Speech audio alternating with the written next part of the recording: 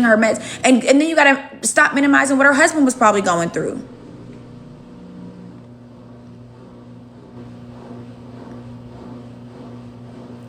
Tori, don't you hear about people being able to tell somebody who did something to them before they croak? And if he was lying, they heard the 911 call, Tori. Did you hear the 911 call? You can hear her in the 911 call. She told him. It's in the 911 call. It's in the 911 call. So y'all got to get that one out of here. All these things people are throwing out, they're fucking. So then she wasn't nonverbal. She was nonverbal when cops and medics came, not when he was there.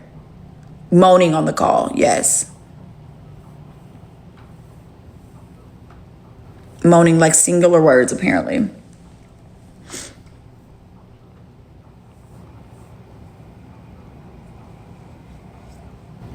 Moaning is not talking. It's in the background of the call. It's in the background of the call. You think this man testified and her attorney didn't mention that? Her attorney didn't say he didn't say it? After they played the 911 call. Did y'all hear the 911 call? Oh. So the jurors and her attorney never brought that up? Her attorney just never brought that up. Her attorney never said, in that 911 call, we didn't hear that, because that would have been my first thought. That would exactly, JG. So as a defense attorney, they played it for the jurors and they played it in the courtroom. People in the courtroom heard it because other people that were in the courtroom, I think it was 10 reporters, they spoke about it. They spoke about it. Don't you think that her attorney would have said? So you said Lindsay told you, but in this 911 call, that never got said. Exactly, Cassie. Exactly. And that's when they got there. That's when they got there. Imagine what happened when she first got there. When he first got there. Well before police and medics and everybody else came. We see people all the time be able to write shit out before they... What? Happens all... People's situations progress. They progress. They get worse. I just don't understand why people are minimizing. This woman said for 8 months, told multiple people she was having negative thoughts. Maybe he was saying that when he got back to the house, his Wi-Fi wasn't connected. Have you been outside your house and your Wi-Fi? Y'all see how I leave my apartment and my Wi-Fi goes in and out?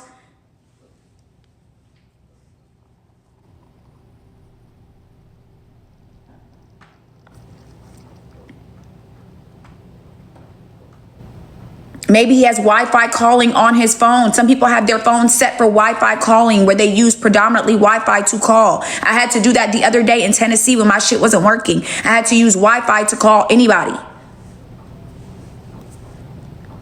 Because my regular calling was not working. And that's fine, JG. So why did a woman who went to the doctors for over 8 months complaining of thoughts, why is it hard to believe that she did it? Maybe his phone settings were going in and out. Like he's panicking. He's just found his wife out of a second story home. I really think people are just like purposely dense. Like purposely dense. Not if his phone was trying to connect to Wi-Fi. It's not going to automatically pop up as SOS. It's going to predominantly try to use that. What doesn't add up? If I just found my wife laying out, of course I'm going to be thinking 911. She's talking, she's mumbling, she's saying this. I'm panicked. He called them. And even the neighbors say that it wasn't that long. What evidence isn't concrete? So JG, when you pull up to your crib, your services don't change? Your phone doesn't automatically try to connect to Wi-Fi when you get near your Wi-Fi? Mine does.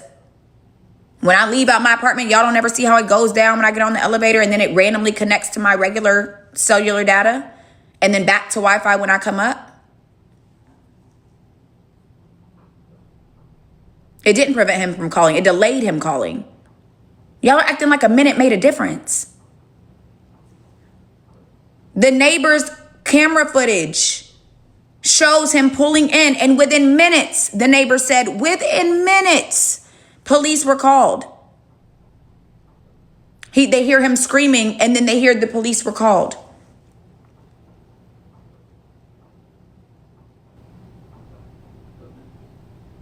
The neighbor's camera footage literally shows him pulling in. Skirt, skirt. You're right. There's no concrete evidence that he did it at all. You're exactly right. There's no concrete evidence. This happened in 2023. Several minutes. It was no more than 3 minutes, according to the neighbor.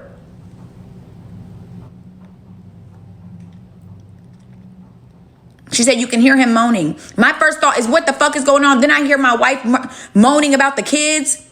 And then my kids are, where the fuck are they? Like, have y'all not thought about what happens when you're panicked? Like, what?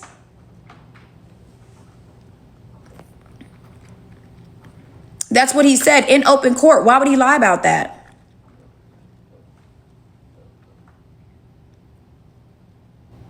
Again, the woman, he waited to call because of the Wi-Fi. Yes, that happens when you switch from Wi-Fi and not.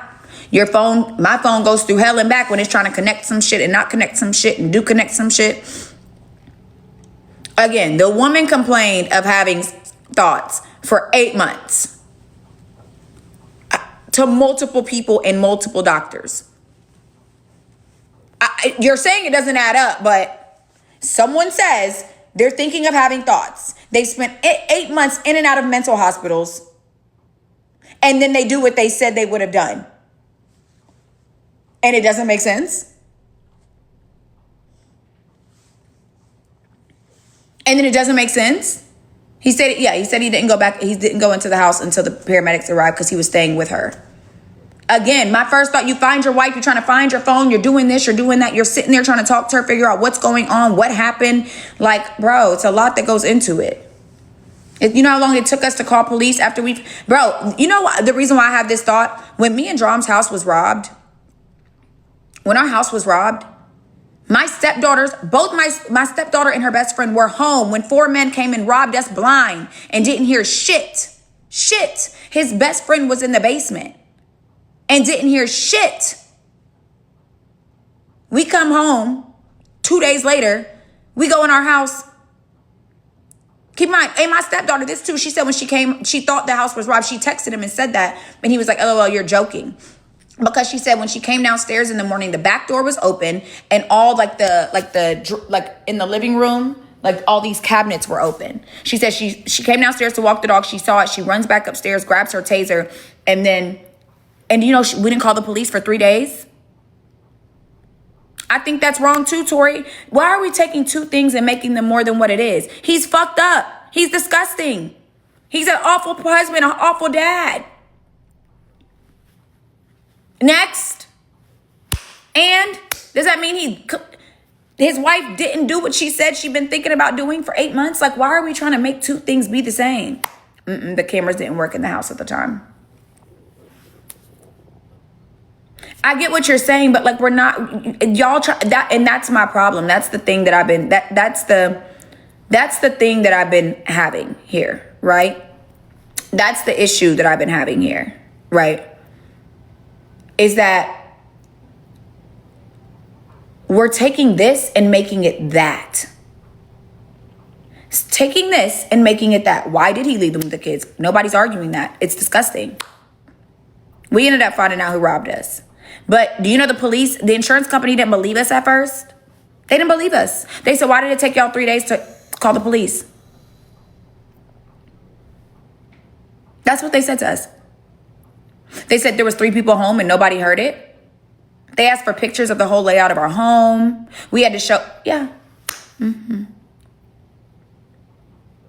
So imagine some shit like that happening to you and you have the entire world constantly doing this and that. Same thing y'all did with Ashley Janae and the white boy. And then finds out this wasn't her first attempt at offing herself. The woman spent 8 months telling everybody that she wanted to do these things.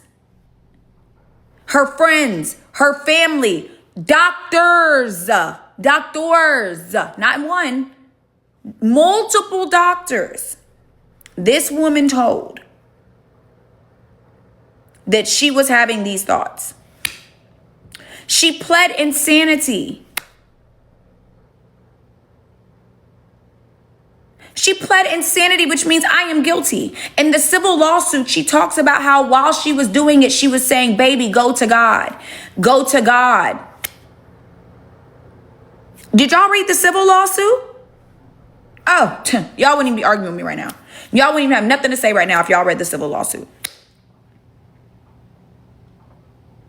She recalls the moments of what happened.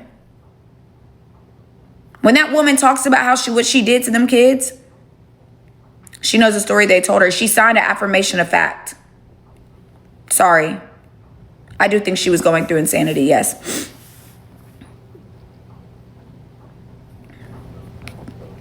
Everything is a conspiracy because they hate men. That's what it is. Everything is a conspiracy because they hate men. Everything is a conspiracy because they hate men. You see, even when they respond, it's, but why did he leave her alone? Getting somebody pregnant 4 months later. Why are we connecting those two? Why are we connecting?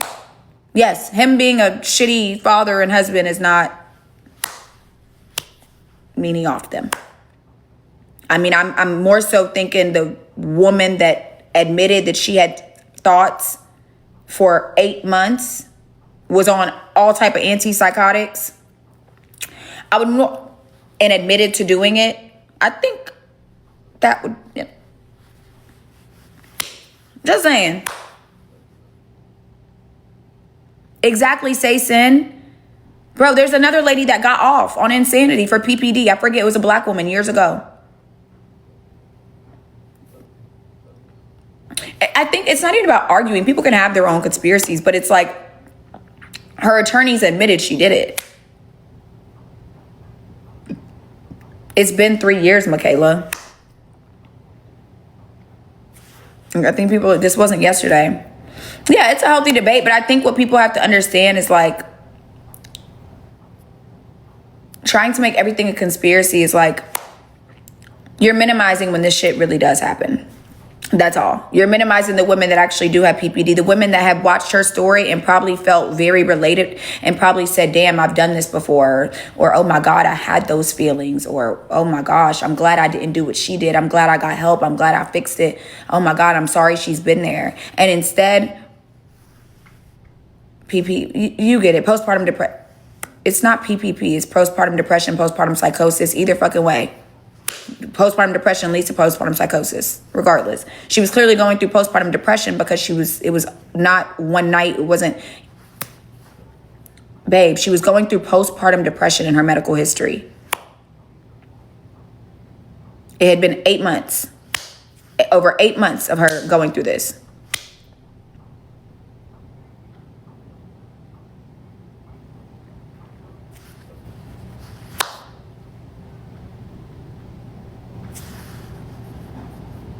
She wasn't just hearing things. Her medical history was extensive. She wasn't just hearing things.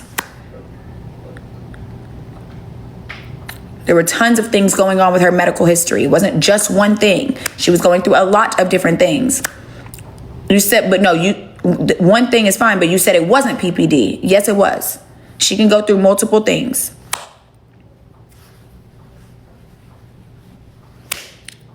Okay, she was hearing things at that time, but she was also going through PPD. You said she wasn't going through PPD, and she was. It's in her medical history.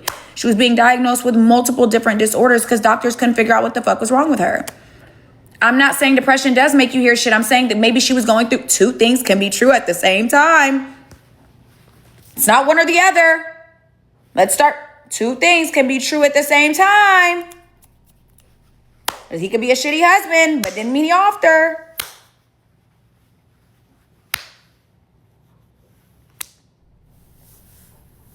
Yeah, I'm simply saying, like, we got to stop.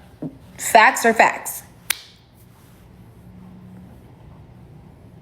Like, saying it wasn't this and it was that, it was that. It could be both of those things. I'm not arguing it wasn't PPP, but I'm arguing that maybe it was both. Let's talk facts. But again, people hate men. They hate men. And They also hate men that cheat. You know, I think, I'm just gonna be honest with y'all, what I've been seeing on like threads and like these things, these are all women who have been cheated on and been through some shit with some men, like we all fucking have, right? Like, shit, we've all been there. And I think that they have this vengeance for this man who let his wife suffer, which, I mean, we should, because why? You know, left the kids with her, all this shit. I think we have this vengeance for this man who did some foul ass shit that some of us can relate to and have been around, as we should. I'm not saying we shouldn't, but they're turning that vengeance and that anger and that relatability of feeling like, you know, you've had kids and your baby daddy wasn't there when you were going through depression, like, and this and that. And I feel like they're taking that and trying to make it more than it is. The woman spent months saying she was having thoughts of hurting her, people around her, etc., etc. She spent months trying different medications and going to mental hospitals, etc., etc. So why are we trying to, what? I could understand if he was the only person that knew this. Like, if she hadn't gone to doctors, if like he just said, well, yeah, she had been telling me this, and everybody's like, no, she was happy as fuck. She would never do that. She never told us that. Like, you get what I'm saying? If that was the case, I would absolutely be like, this motherfucker, you telling me she was having these thoughts. And that's the thing. A lot of people do suffer in silence with depression. So the fact that she was so willing and so out there to get help, that's the even crazier part. Now you got women probably scared as hell to even go get some. I don't know if they said why the pills were crushed. I don't know about that. I know they said that she took a bunch of pills to off herself, but I don't know.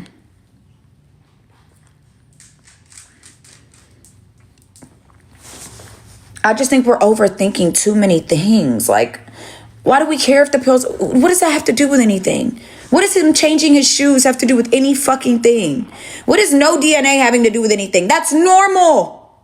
That's, as much as y'all don't want to believe it, DNA is like sweat, spit, blood. I took a forensic science class. That's normal. No, I'm not even talking to you, Tori. I'm just simply saying, like, I'm not even, y'all, I'm sorry. I know y'all probably think I'm talking to just y'all. I'm saying, like, the things I've watched all day, the threads. Y'all aren't the only people to be bringing this up, y'all. Y'all are not the only people to be bringing this shit up. I promise y'all, the shit I have watched, I saw this lady, the pills were crushed. I'm like, the fuck, who cares? Who the fuck gives a fuck? What does it have to do with anything? I think, no, I definitely think it's interesting. I think I'm just trying to get more clarity on, like, why we're blaming this man. Like, I just really don't get it. Like, I think men should be blamed in a lot of fucking situations. I don't think, and I think if he hadn't ran away with this woman, nobody would even be thinking about him. Nobody would even be thinking about this man if he hadn't ran away and got married. Every time I see some conspiracy theories video or comment, it has to do with him running away. Oh, because the trial just came up. Trials normally take years unless somebody pleads out.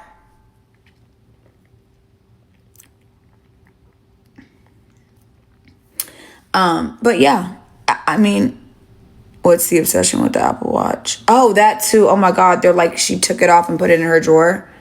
Well, maybe because she knew she was about to offer kids. I don't know. Who knows? Like, why are we trying to, I think it's just annoying to me because I could understand, like, from a logical perspective, like from a law perspective, like,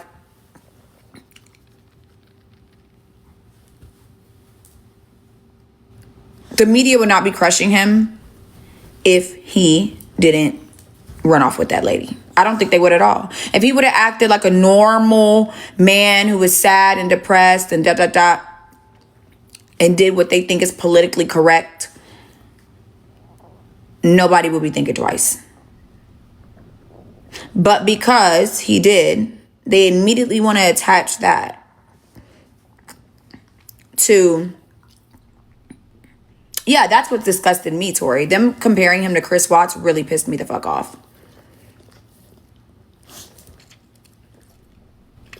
That's normal, Cassie. That's actually so normal. There's so many things that are not found initially and then they're found later when people go back in. There's so many different things. That's why people hire private investigators. If we had to rely on the government to handle every investigation perfectly, we wouldn't be here. When my house got robbed, I had to find the people on my own. I had to do all my own investigation because the police told me they had to worry about. Didn't even report all my serial numbers missing. I gave them every serial number to every bag I had and they didn't even do any didn't even report it in the database.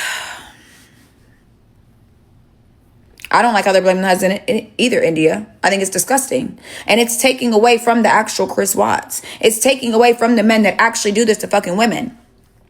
We have a woman who spent 8 months telling her friends, everyone around her what was going on in her brain.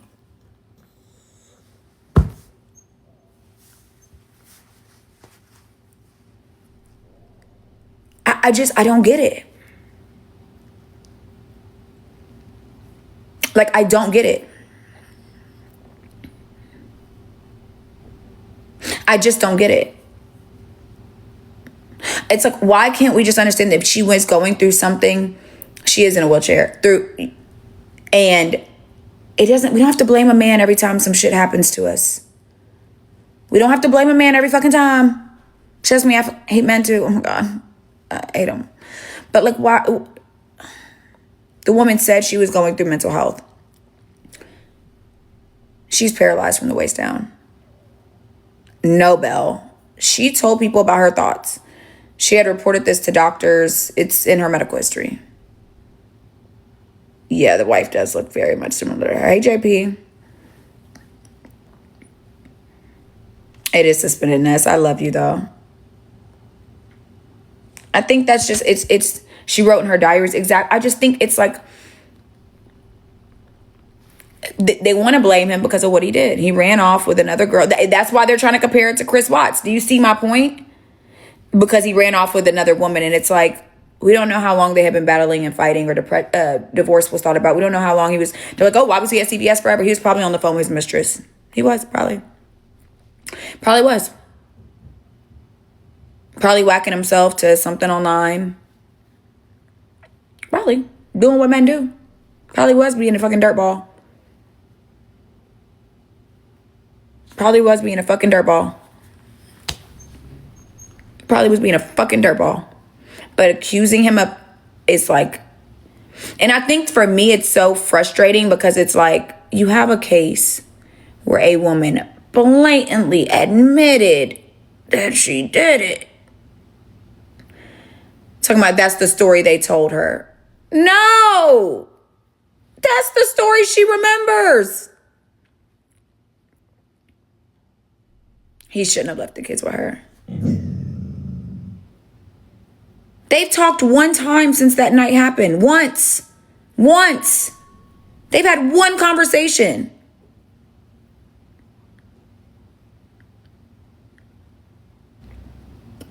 No, the email was sent to his, some people on his team. And that's another thing. Like, do you really think if he did just off his kids and he was going to run down to his phone to make an email? Keep in mind, there's footage of him at the CVS. There's footage of him at CVS. She already is claiming insanity. You mean if she gets not guilty? That doesn't allow them to not guilty. Only thing that can't reopen cases. You could file an appeal, but filing an appeal is, you have to have reasons for appeal. Unless this case sets a new precedent, which it's not going to, that's different. The only time you can file an appeal on like a new case, it would normally be a Supreme Court case. If there's a lawyer in the chat, correct me. But yeah, they can't just start opening cases because that doesn't give women reasons for appeal. Sorry. There's plenty of people that are tried with something and get not guilty and other people don't. Other people can't just start opening cases because another woman got not guilty. That's why verdicts are different. My best friend offed her boyfriend, admitted to it, and still got off. Y'all should watch First 48, Mary Catherine Higdon. Or just type in Mary Catherine Higdon. All I'm saying. Now other people can't be like, well, I need to get off now. I need to get off now. It doesn't matter about it getting big. I'm saying that doesn't set any legal statute or precedent for other people to start appealing cases because another woman did. It doesn't fucking matter. That's not how appeals work, baby. That is not how appeals work. Appeals don't just work like, oh, another woman got off, so I can't do, and everybody can start just opening their cases and appealing. I know you don't know, baby, and it's okay. That's why I'm telling you. I'm not trying to be rude. I'm just telling you that's not a thing. Regardless of how big it gets, that doesn't set legal statute or precedent. That's what I'm trying to say.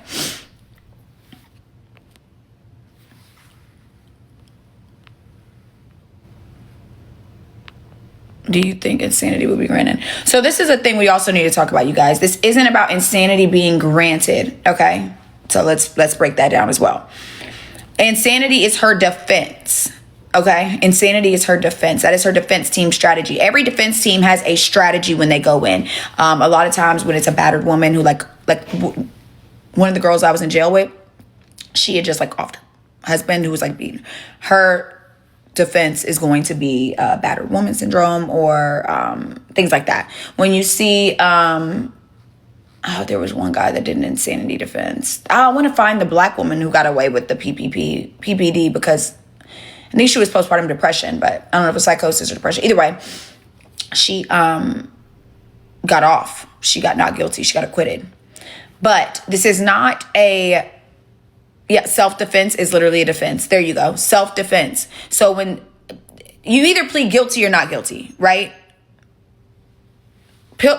Guilty, not guilty. Now, your defense team strategy is we are not guilty because blah, blah, blah. And normally they'll, sort of make that in opening statements. We're not guilty because blase, blase, right? I meant to tell you to, oh, you know what? Sorry, somebody just, anyway.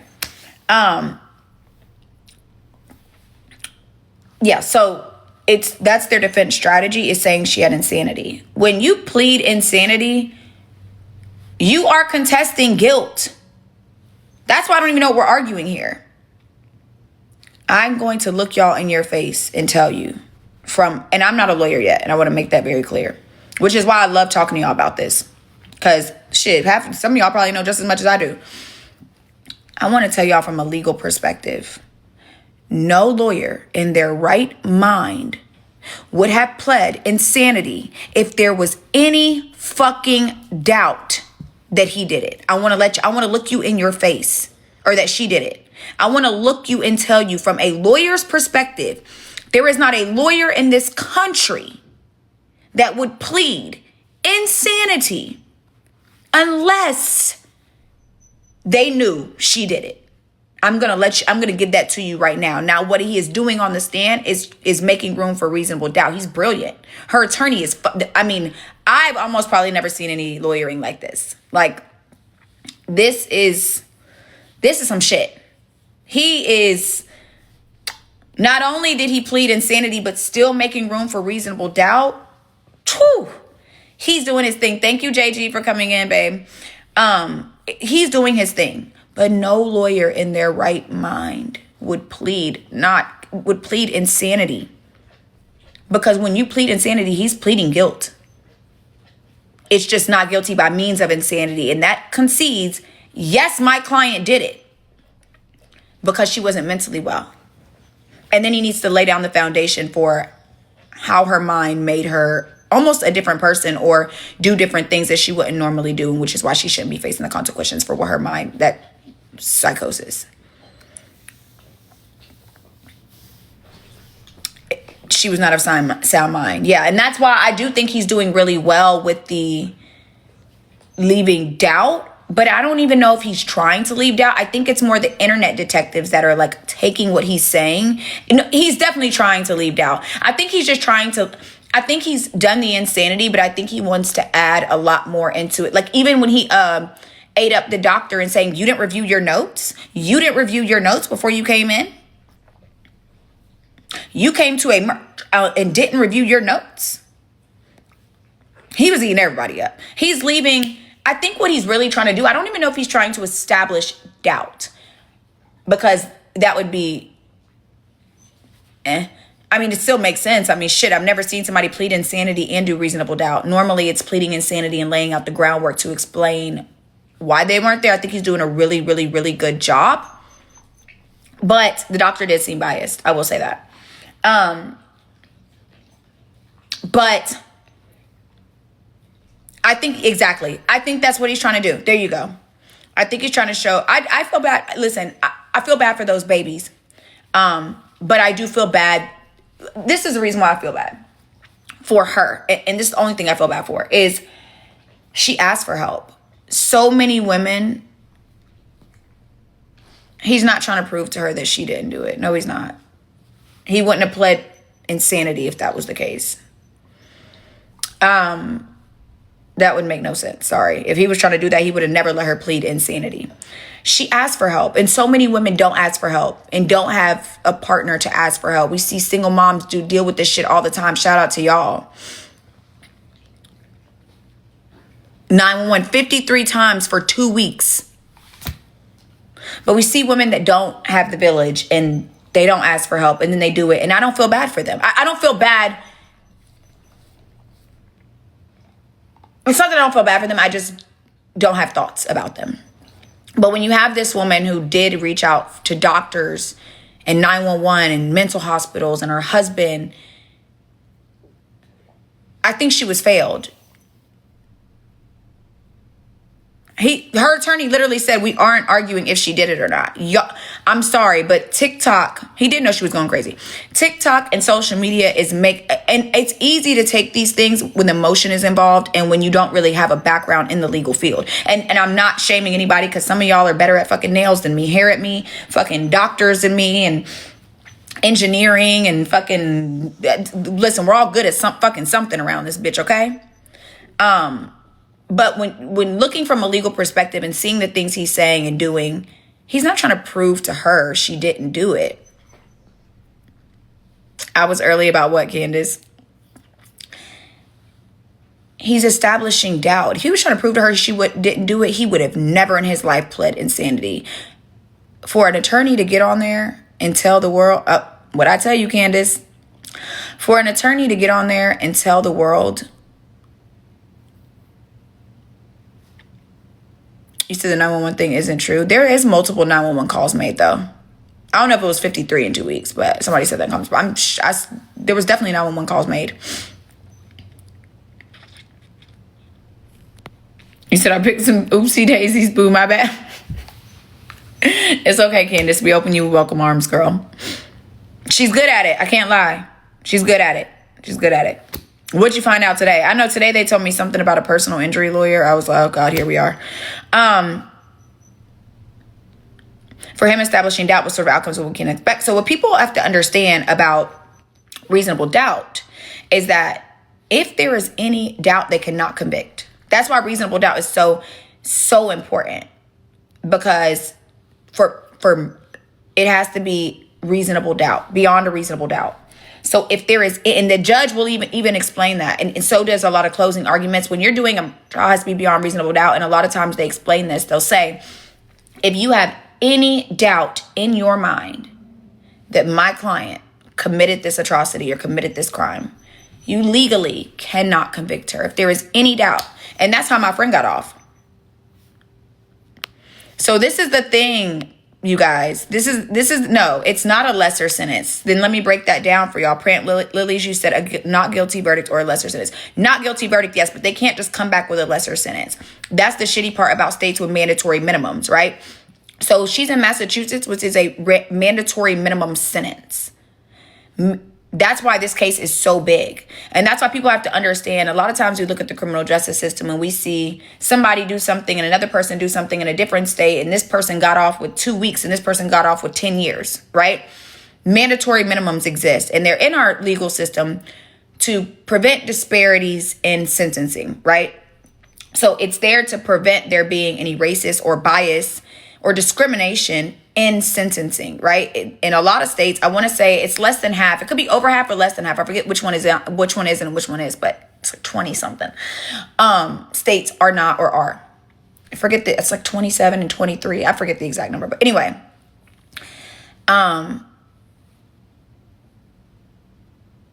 This is the thing. If she is convicted, she has a mandatory minimum of life in prison. That is what the mandatory minimum in Massachusetts is. I looked it up today. There is no psychiatric hospital. There is no any of that. The judge would, by minimum, have to give her life in prison. And in sentencing, he could go higher. But the minimum, yes, if she gets a not guilty verdict, she'll be set free. And it won't even be due to reasonable doubt. It could just be, they don't really say why they give you a not guilty verdict. Now, I know in documentaries, the jurors will speak out. That's how one of my best friends got off. She got off because three of the jurors spoke on her little first 48 episode, and they said that they believe she had a guilty act, but not a guilty mind. That's why we are talking Lindsay Clancy, but that's why in a lot of cases, to prove, you have to prove mens rea and actus rea. That's why you guys a lot of times don't see, Jessica, DM me on Instagram, babe. That's why a lot of times when we see like police brutality cases and stuff, that's why they don't really charge. Her husband did not do it, but that's why they don't charge them because you have to prove mens rea and actus rea. Mens rea is guilty mind, actus rea is guilty act. And guilty act is easy to prove, but guilty mind is not. To prove that somebody actually had the intention of, she tried to off herself. She jumped out of a 2-story building, 10 stories. He wasn't there. Her throat. Yes, Lindsay Clancy did it. She already admitted to doing it. That wouldn't break her. How do you know what break her trachea or not? He did it and then left. Y'all are actually like delusional. It's actually sad. No shade, but it's giving delusional. I'm sorry.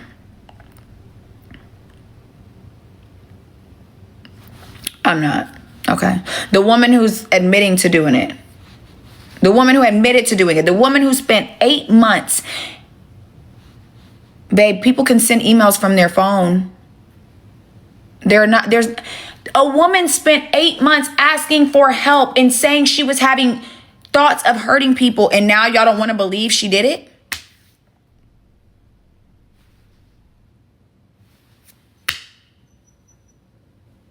She spent over 8 months complaining to multiple doctors, taking multiple medicines. Yes, she did, court. Yes, she did. One of the doctors testified it. Maybe you should go watch the trial and come back. I spent hours watching that shit.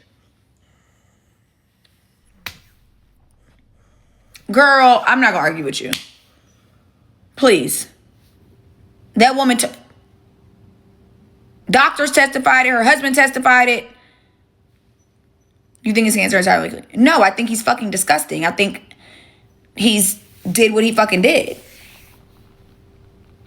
I think you ran off with another woman after I don't know what I would do if I woke up and had been dealing with postpartum for months and then all my 3 kids. I can't say how I would respond either, but I don't think I would be doing that.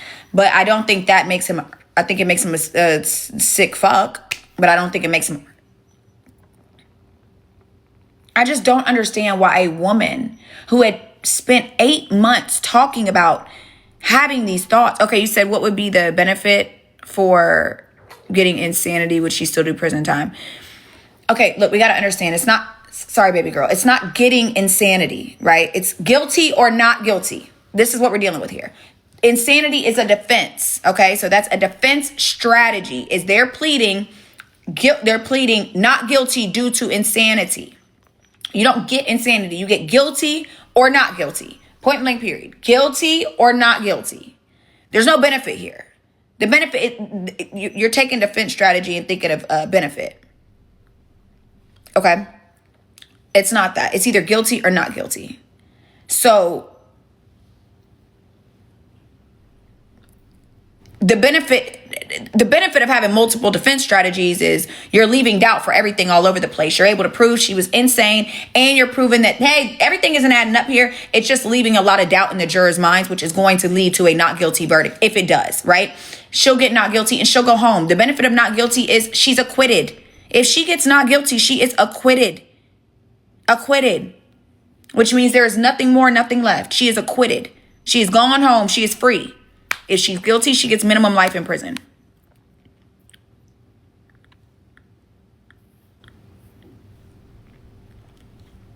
Framing someone is a thing. Why can't two things be true at the same time?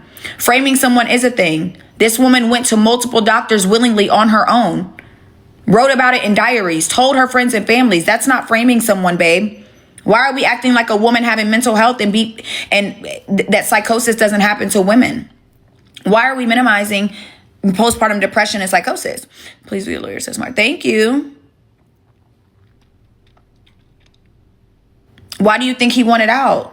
Oh, because he went and cheated. What did I tell y'all? Do y'all see? Do y'all see?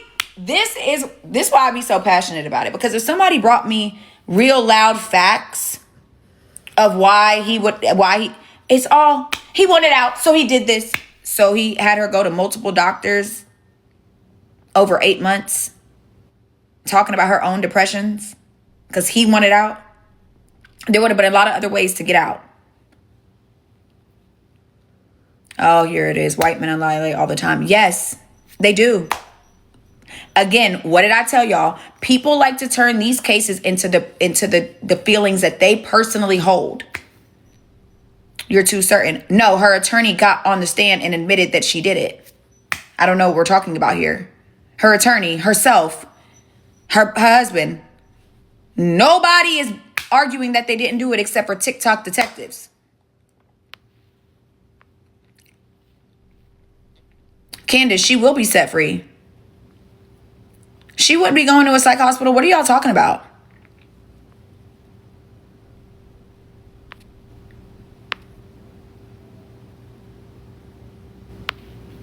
They use other cases to make a case. Absolutely. But what are you talking? I'm not saying they don't. It's called precedent. So in court, they will bring up Supreme Court versus Massachusetts. Absolutely. That's how Miranda versus Arizona. That's why we have Miranda rights. I'm not understanding what you're talking about. That doesn't mean for leads of appeal if you're talking about what I stated that earlier. Absolutely. It can be referenced, but it doesn't lead to means of appeal. Once you are convicted, getting an appeal is not what you guys think it is. And that's the point I'm making. So what are we talking about? Them referencing other cases. That's normal.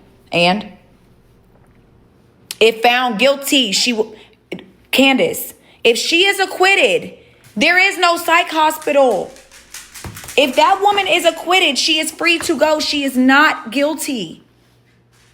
Now, I'm sure she will have to do a stint. I'm sure that there would be this is the thing. When you're tried, okay, maybe I need to Google it, but I'm simply saying I've never seen if you're not guilty, you go to a psych hospital. What it would have been is that she was offered a plea deal by the prosecution and they said, hey, Normally when you see the psych hospital thing, that's when you're offered a plea deal. Now, of course, if she gets not guilty, she has been acquitted, which means there's no legal standing by the justice system to do anything. Now, could her attorney and could the court order that they think she's a danger to herself? And then you would have to go through that process, but she would not criminally be held.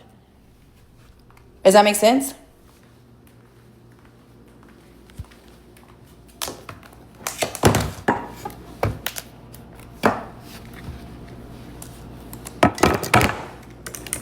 Let me see what the hell y'all talking about.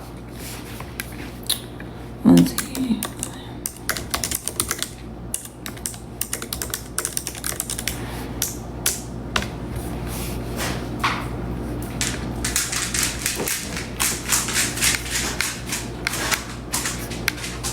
Where y'all seeing that?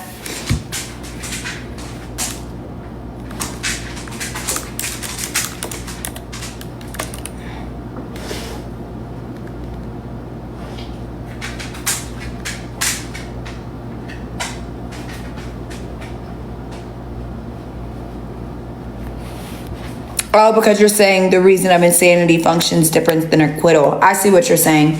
That would make sense. That would make sense. But that's why. But you're very right about that. I didn't think about that. I didn't think about the means of insanity. You're very right. You're very right. Very right. That's my fault. It would function different than acquittal, because acquittal would be like not guilty. You just walk free. But because it's means of insanity, you are right. See, that's why I think he's also trying to establish reasonable doubt. Personally, I think that would make sense why he's trying to establish some reasonable doubt. You're definitely right. No, you're definitely right. I wasn't thinking about the means of insanity thing. And I think that's because but you see how he's like trying to make this reasonable doubt. And that's another reason why I think people have to understand that if there was any doubt, He's already established reasonable. He has. I don't think he's established reasonable doubt that she did it. I think he's established reasonable doubt to TikTok detectives. I think to TikTok detectives he has. I don't think there's any reasonable doubt to the jurors. I think because we're watching it and there's other people putting, the jurors aren't seeing the shit. So they're putting their other little spin on it. I think if anything, he's just trying to say that everybody around her failed her. Even the doctor, when he was going off on the doctor for not looking at her notes, I think he's just more so saying that nobody's taking this serious. You ran off with another woman 4 months later. Everybody else has gone on with their lives, doesn't care about this. But this woman went through something traumatic, and is facing, and nobody's worried about it. Thank you, Ruth, because I definitely wasn't thinking about that portion of it. So thank you. You too, Candace. Because I was like, what the fuck? I was like, that don't make no sense. If she's acquitted, she's acquitted. But that's means of insanity. That makes a lot of sense. That's another thing. So the fact that you just said that, honestly, 1000% proves my point in this manner. No attorney, if there was any doubt that she did it, and he did it, if there was any doubt that she did it, why would he let his client go to a mental hospital for the rest of her life? Why would he let his client go to a mental hospital for the rest of her life if any doubts that she did it? And that's what I told y'all. When you're pleading insanity, you're literally admitting guilt. You're admitting, yes, I did this. No attorney, and I told y'all that earlier, no attorney is going to plead insanity if they have any doubt their client did it.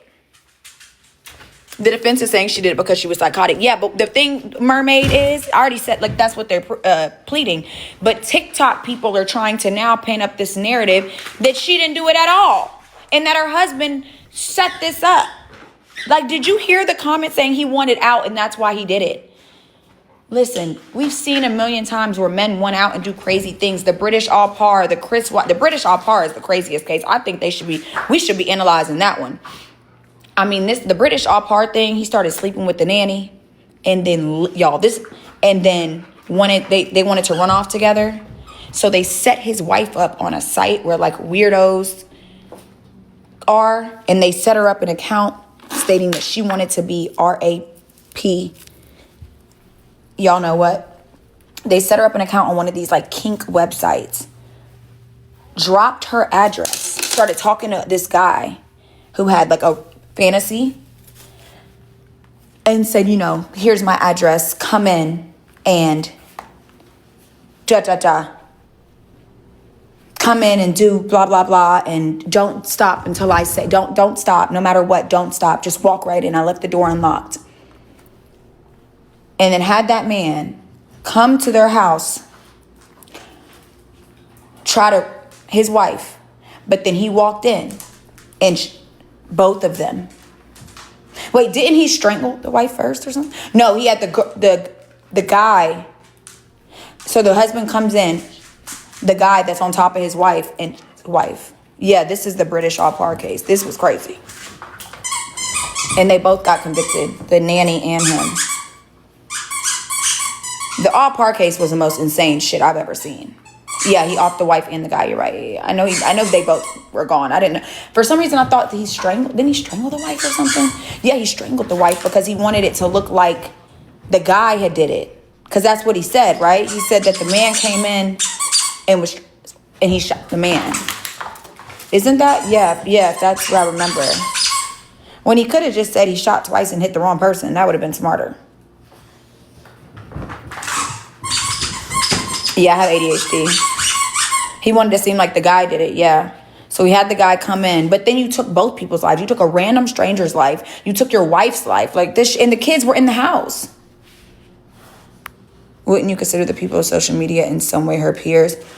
Yes, Candy, but I think that social media, we're able to see other people. It's only 13 of them. All 13 of them don't feel the same, right? All 13 of them. I think what we have on social media with this shit is a bunch of scorned ass women.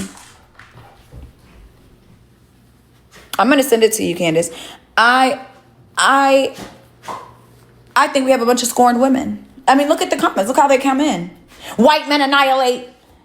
Why are we acting like people don't frame people? White men do this all the time. oh my gosh, he would have done this to his wife. I think we have a bunch of women who are scorned. I think we have, even what they did with the Ashley Janae and the white guy situation, this woman has had multiple attempts. And then when she did it to herself, we just couldn't fathom that. And instead of just being logical, everybody's like, oh, why are we acting like white men don't kill black women all the time? Why are we acting like that? We're not. That does happen all the time. And unfortunately, in this situation, that's just not what happened. It doesn't mean that it doesn't happen in other ways. It doesn't mean that we shouldn't be passionate when it does. It just means that this isn't that case. And I think that a lot of people want to fill their own narratives and their own thoughts and ideas, and this happens and da-da-da. And I think that when we miss that, we are actually minimizing when these things do happen. So yeah, I think that it's a lot of scorned ass women who have been through cheating men. Oh, he did it because he wanted to get away. Plenty of men leave their wives with nothing and skedaddle away and don't off them. Plenty of them do. I mean, why are we minimizing the fact that this woman had? It is really high, and I'm not saying it's not a thing. It just, and again, did I just argue that? I didn't argue that. I'm not minimizing it. I'm just saying that wasn't the situation in which it happened. Saying it didn't happen here doesn't mean it didn't happen here. Like, people think it has to be one or the other. Saying it didn't happen in this case doesn't mean that it didn't happen in plenty of others. It doesn't mean that we're saying it doesn't happen, just didn't happen here. So let's focus on the cases where it actually did happen. When was that case? I don't know if it was a British au pair, but if you look up au pair, it was a big case. They just got convicted. I am open to discourse for sure. I think a lot of people, the nanny was Brazilian, yeah. I do think the people, her peers, I think on social media, we're watching other people's opinions and analyze it, and then we're gathering these thoughts in our head, right? For instance, thinking about her body temperature. She just went through falling out of a 2-story building, offing herself and taking a bunch of medicine. Nobody's body temp is going to be the same. I don't think that's so hard to believe. I know they're trying to take little things. His shoes, which I don't even think the jurors are even thinking about his fucking shoes. I don't think his shoes. If I was there, I'd be like, I change my shoes in the car all the time. They are doing a great job with presenting reasonable doubt. And that's my entire point, to know why he didn't do it. Because if they were so confident, and this is the thing, listen to this. If they were so confident that he didn't do it, they would have pled not guilty and left reasonable doubt. They wouldn't have pled not guilty to insanity and left that woman in a psych hospital for the rest of her life rather than walk free. If he was sure that her husband did not do it, and he had evidence and he had a good enough argument that he didn't do it, he would have just pled not guilty at all.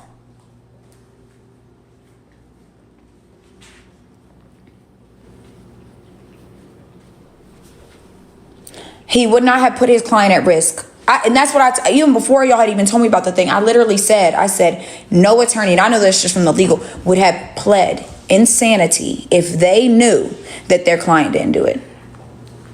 They would have never. They wouldn't have put their client at a risk. They would have, if they knew they had enough to let their client walk free, if they knew they had enough evidence to make I'm telling y'all from a legal perspective. I'm telling y'all from a legal perspective. A legal perspective, not emotions, I do think that it's possible that men do shit like this all the fucking time. We see it.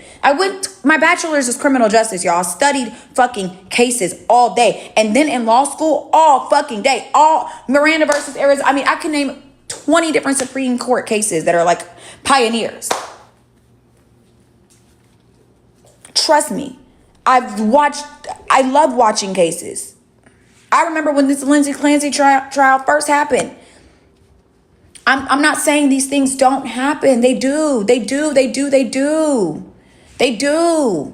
But we gotta stop making everything. We use our own emotions and our own feelings and men do it all the time. White men annihilate. Men set her up. The woman spent 8 months saying she was having these type of thoughts. 8 months, multiple doctors, mental hospitals.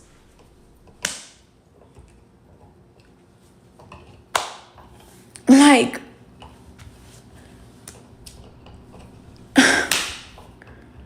why are we just like, no. Oh, Jessica, you wanted to come up? I'm sorry, sis.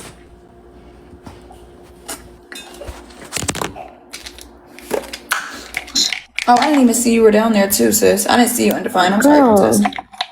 Hello. Requested. Hi, sister.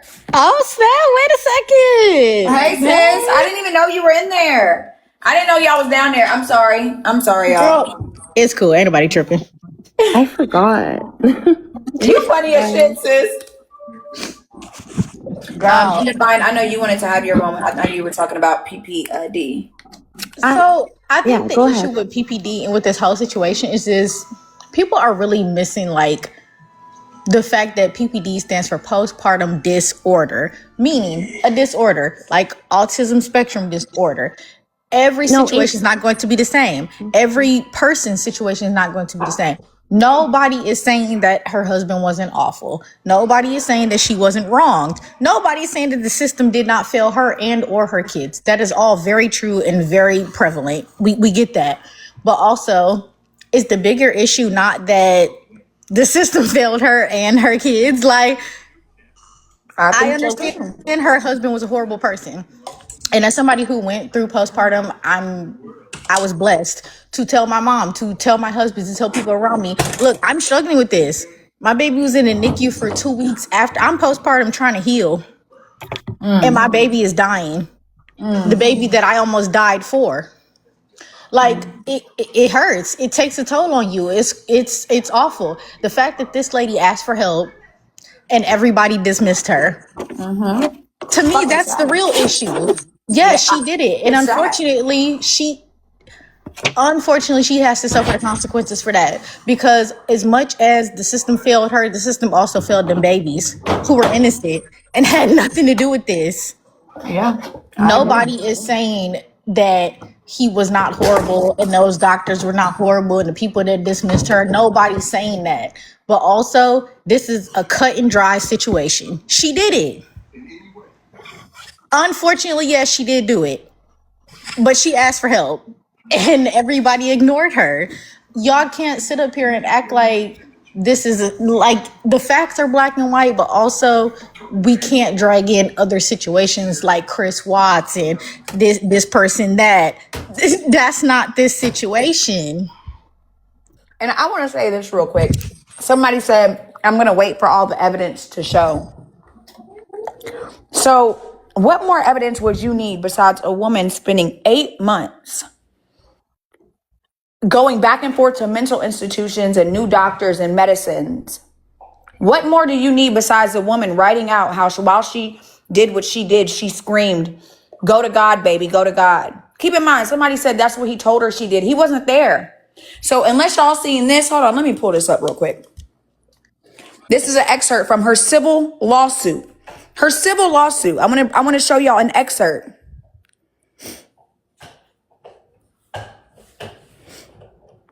She's talking about all these things she felt in her head.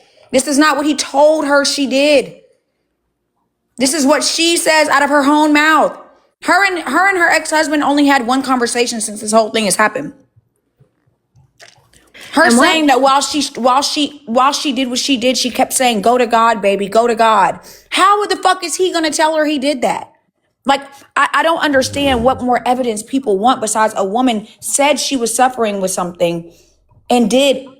And this is the outcome of that suffering at sometimes. Why? Like when people, I think I'm just so understanding of mental health because when I was in high school, my best friend, Amber, Ashley, and Allison, their uncle developed schizophrenia out of nowhere. Developed it out of nowhere, y'all. And it was actually very sad. He was a normal ass guy. He used to come to our cheerleading competitions and developed it out of nowhere. And after about a year, he lived with It wasn't drug induced or anything? No, bitch. It was crazy. It was the craziest thing I ever saw in my life. I remember like randomly, like sophomore year of college, because they lived with their grandparents. They had like a mother-in-law suite type of crib. So the girls and their mom lived downstairs in the house, and then the grandparents lived upstairs. And randomly, the uncle starts living with them. And I was like, "What happened?" And they were like, "Girl, my uncle went on like a rampage, went on a hit and run, like ran into 3 people, went on a high-speed chase from the police." I was like, "What the hell?"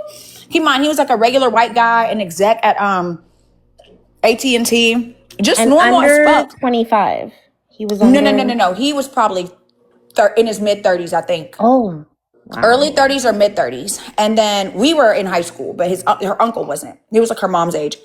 And I remember like random days, like he was normal, but we'd be in the car and he'd be like, turn right, turn right, turn right. And we're like, what the fuck? He's like, that's the government following us. And then like one day we came home from school, because I would always go to their house after school, and then my mom would come get me when she like got off work. And all the doorknobs were off the door. All the doorknobs were off the door. I remember one time one day we got home and it was hot as fuck. He stuffed all the vents because he thought there were people. Sometimes at night, it would get really bad at night too. Really bad, because he would like start throwing stuff around and screaming.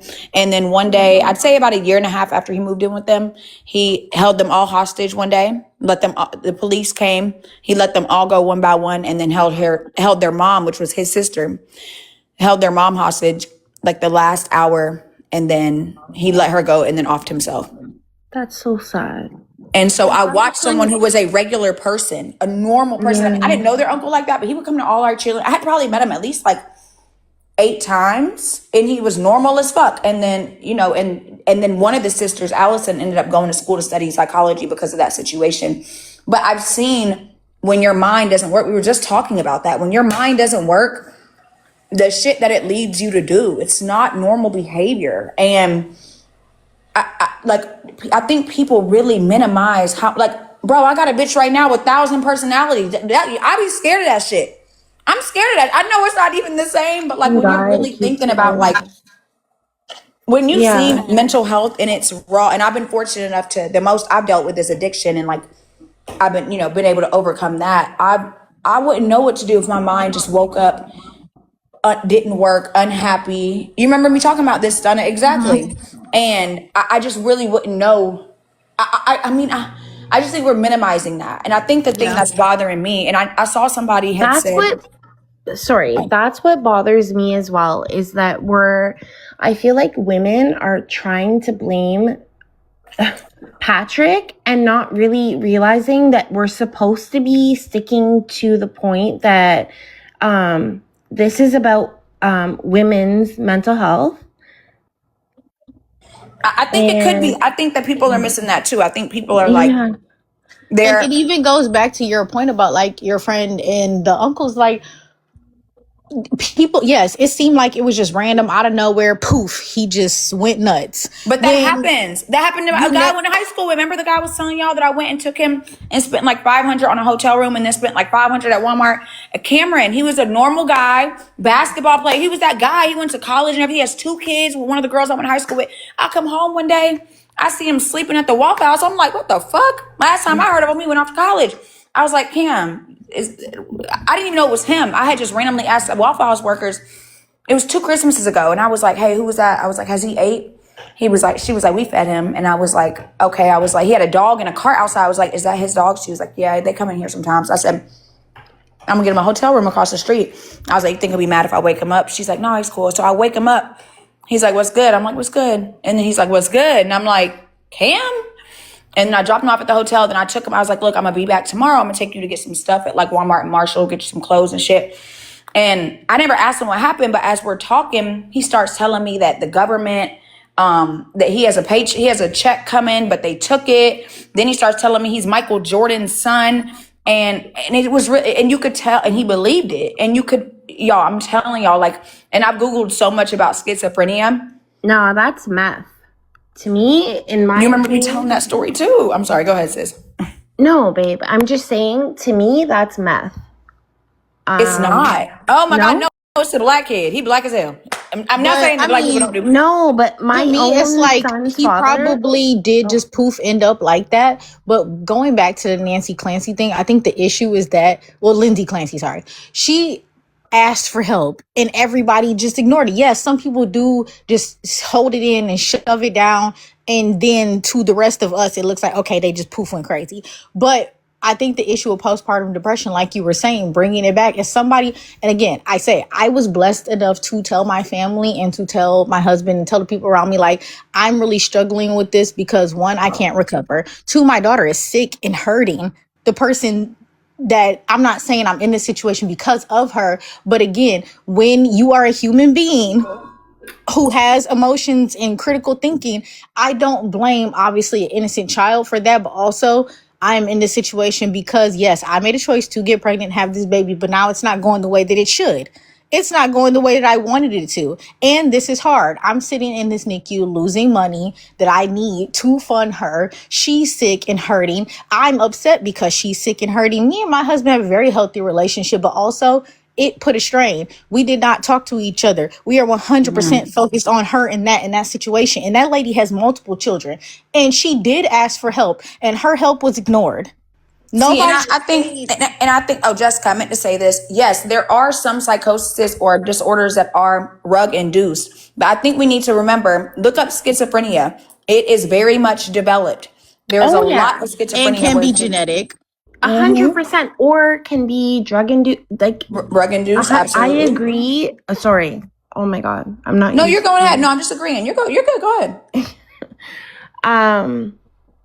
No, I agree 100%. What I'm saying though is, yeah, I shouldn't be saying that stuff. The other. Oh no, you're fine. I mean, I get what you're saying, because if you've ever seen somebody that is on, they do be moving around the same motherfucking way, okay? But yeah, and I want to, like, once I message you, then maybe, but yeah, I'm not. Did you write me already or no? No, not yet. No. Okay. I had my laptop so I could pull up my Instagram DMs. Yeah. Trauma induced, all of that. But what I want to say is, I think people are like, and Candy, you said there's a reason why who went pro bono? Nobody went pro bono in this case. If you're saying you mean the attorney took it. Oh, you're saying the attorney took. I thought you were talking about him. I'm like, you don't have a lawyer. You said the attorney took it pro bono. A lot of high profile attorneys that are rich as shit. Like, that's my dream. I want to like get rich as fuck off personal injury and then take like criminal defense cases pro bono. I think he's probably had somebody in his life that was very close to him that has been through some type of postpartum or some type of depression or something like that. This was a huge case. If you remember when it happened, I think a lot of people are just hearing about it now, of course, because trial. But when this first happened, it was every fucking where. It was every fucking where. So I think maybe a lot of high profile attorneys will take these cases on the chin, and they'll do it because they care. Like, doing it pro bono isn't as abnormal as y'all think. Is he handling the civil suit too? Do y'all know if he's handling the civil? Know, but I know either she did way, civilly, but imagine just using your own talent and your own, what you paid hundreds of thousands to go to school for, just to do something for free, and then getting so many more cases for you or your son, because his right, like, and making mad money. It's one free job for, so. Yeah. No, for sure. I'm trying to figure out where the civil suit. I know Reddington is her attorney for the criminal. I wonder who's handling the civil suit. I just don't want this to become a case or a situation where people use what she did in her situation as a means to defend postpartum depression, as if it's something that's a joke, or it's okay. Put it to you like this: do people, or do they not always say women use their period as an excuse to do this or do that or be a certain way or be mean to people? I don't want this to become a situation like that, because postpartum is very real. And again, in everybody's situation with it is different, and everybody's help with it is different. Everybody's mindset is different. Y'all can't drag other cases into her case and use that as, like you were talking about, precedent. This is not a precedent situation. This, unfortunately, does happen more oftentimes than not, because women are ignored by the doctors, by the nurses. After that whole situation, I was only asked one time at my doctor's pediatrician on a questionnaire prior to them seeing my daughter, do you have these thoughts? And that was it. Who really gonna tell a stranger that they don't know off the first? And then the fact that this lady did ask for help multiple times, that's the real issue. You know, one of the biggest issues is that if this was a black woman that had said she was having these thoughts, CPS would have took them damn kids. Let's be honest. If this was a black woman saying she was going through this, and as a black woman, that was my biggest fear: is somebody would take my daughter, whom I love. Black woman, you can't go tell them doctors that, because that's the first thing. You know, a married white woman could get away with that shit, but black women, if a black woman was to say, especially having a baby in the NICU and all the things you went through, and if they literally said they were having these thoughts, I personally think, again, I don't have kids, I don't really know how CPS works too much, but I have seen it in certain criminal cases. I think they would have tried to take her kids. Oh, they absolutely would have took them kids. I use my white mother for a lot of situations, and she's gotten me out of not a lot of situations, but certain things that happen. I use her to answer, and it's sad. People. It's sad. It's sad. You got to call the white mom to the hospital because you're scared if only one of your black parents or siblings is with you. There's going to be biases and there's going to be discriminations. It just it really is. And I think this is my biggest thing about the whole postpartum thing with this. I think as women, we're trying to be there for each other in this situation. Right? I do think there are a lot of women across the country right now, especially or across the world, looking at this Lindsay Clancy trial and see a lot of themselves, not even just in the postpartum part, but I think this is what pissing me off. They're focused so much on, oh, he left her, he tried to get out. Oh, I think more women are feeling this sense of scorn by him trying to leave and be with somebody else, that they're missing the bigger picture here. And it's like, yes, do men do dirtball ass shit, cheat on their wives? I am a 304. I can't tell you how many of my clients are married, and even if I only see them one time or twice. Yep, I do have a wife. Yeah, they complain about their problems. And listen, I think the point I'm trying to make is like, there's plenty of men that are running around unhappy in life. There's plenty of men that are unhappy in their marriages, and there's plenty of men that are looking for reasons to get the fuck out. But this just doesn't feel like that case. And I feel like people are trying to make it that because they feel a sense of themselves in this. They see this man who ran off 4 months later and got married to a new woman who looks just like her and and they're like, oh, he's not acting like a normal husband. And they want to make this that, oh my God, now he just did the worst of the worst. And not even, sorry to interrupt, but it's a majority of women, and they're actually doing us a disservice by making it about him instead of making it about mental health and the fact of women get ignored with postpartum any issues, which is what I'm so sorry, girl. I don't know what Undefined. I'm so sorry. Yeah. What you're speaking about as well. Like, to me, they're doing women a disservice by focusing on Patrick. Like, this is about a woman who dealt with a disservice by the mental health professionals that she kept running to and expressing her concerns about her own mental health. No, and when we minimize when we make, I think it's like they want to feel for her. I think what I think is bothering me is I think more women want to feel for her because of her husband's actions after, instead of them feeling for her because of her postpartum. Mm-hmm. I genuinely think, like, the comments that I've been seeing and reading of the people saying just doesn't feel right, and this and that, and like, oh, but he ran off with another woman 4 months later. Oh, hell yeah, he definitely did it. Oh my gosh, he wanted out. I think that they're feeling for her for that, and not for the fact that she woke up one day and her mind was never the same. She has voices in her head. I mean, did y'all read what I just showed y'all? The woman said, did y'all read that shit? The civil lawsuit? Also, from a legal perspective, Steph, I do truly understand the insanity, doubt, because that is just like the legal precedent. We have to go that route with it. But I also take an issue with that because postpartum depression, as a healthcare professional, and I know people like to tussle, so I'm going to be extremely careful about the way I word this. Postpartum depression is not a mental illness in the way that people think. It's not just like they're a wackadoo, they're crazy, da da da da. No, do you know the hormonal and physical, biological, mental changes that your body goes through having a child? And imagine having a child. You're married. You think, I'm married to this man and we have this life that we built and I love him and he says he loves me, but I'm a married single mom with multiple kids, and not to mention the body I once had that I loved and adored, gone. For sure. Also, when you have children, they say all the time, if you want to figure out who your real friends are, have a kid. Yeah. Have a wedding. Do something extremely important to you, and you will find out who the real people are that back you. Unfortunately, in more cases than not, with postpartum, women go through those things.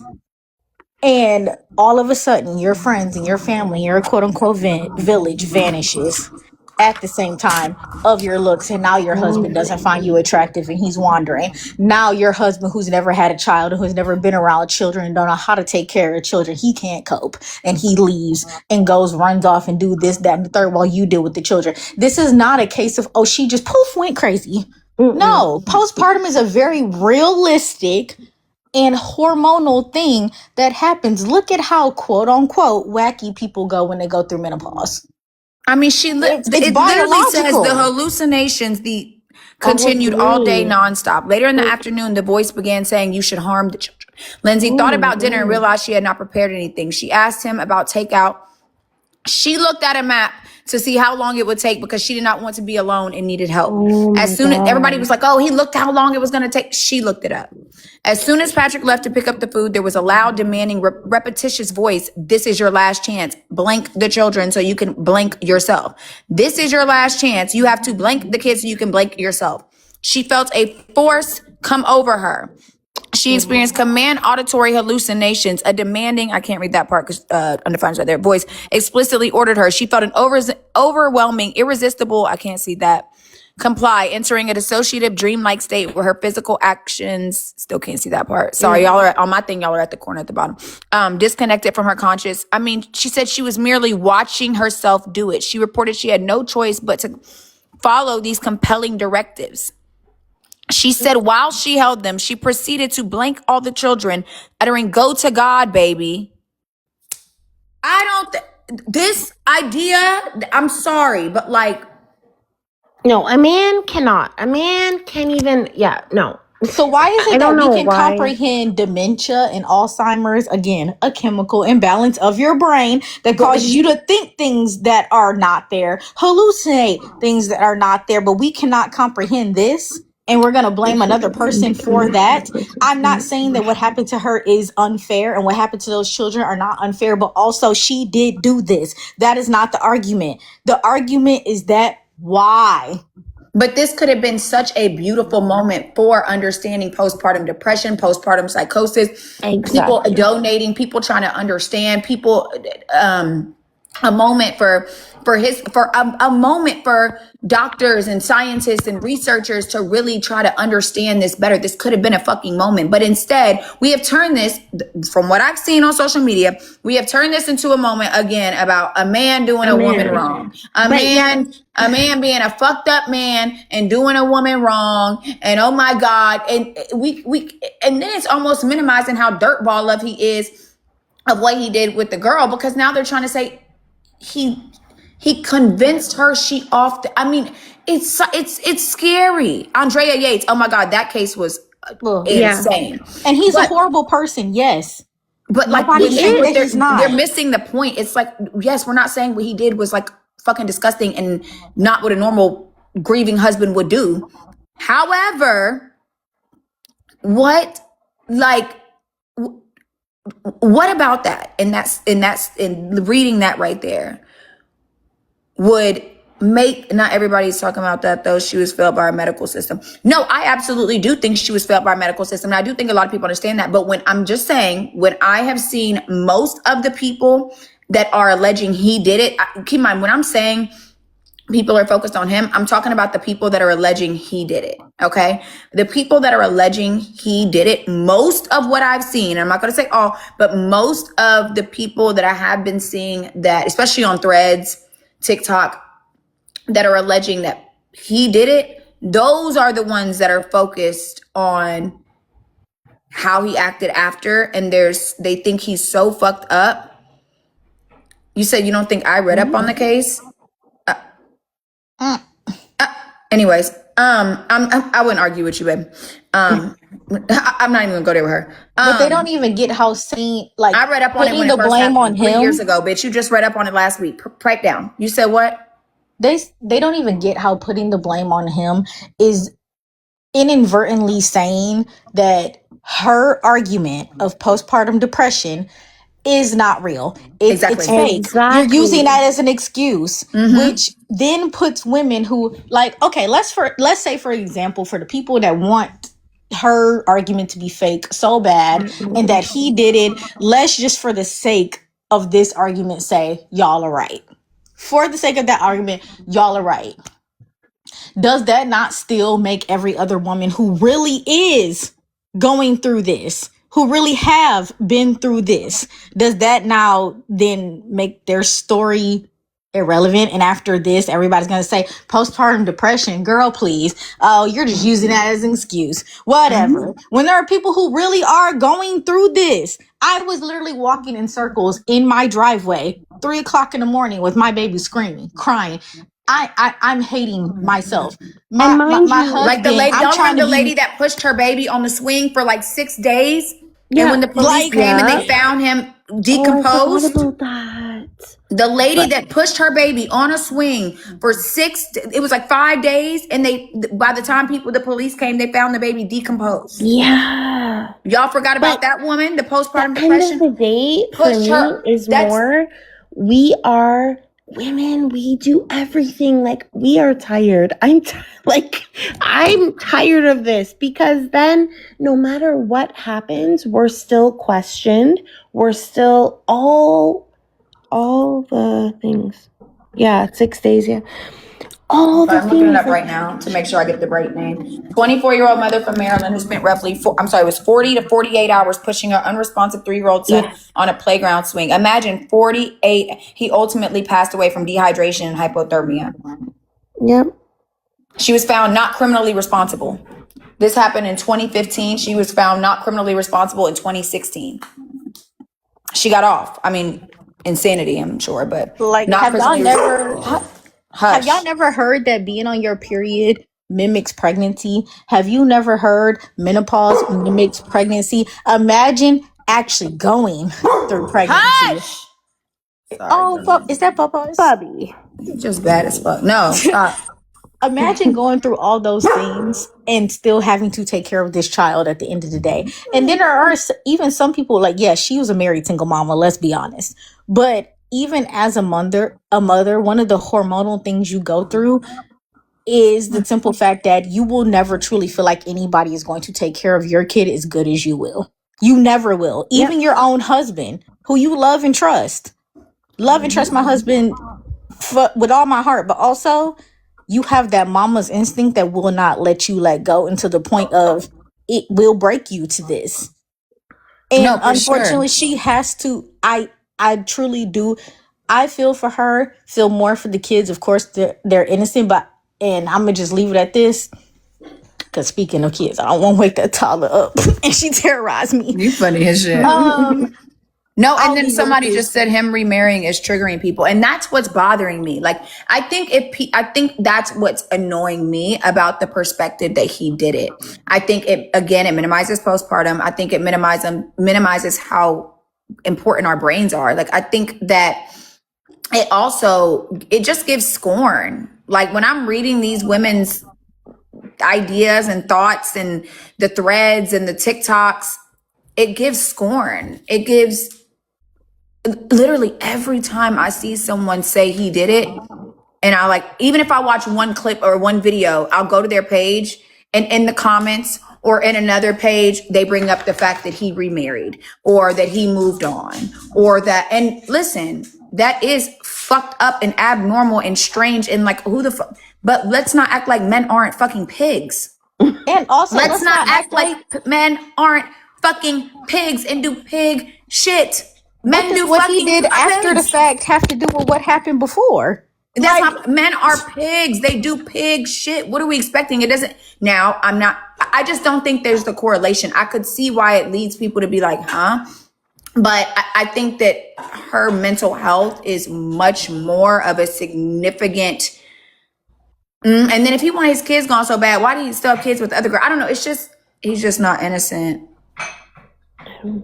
So what do you think he did?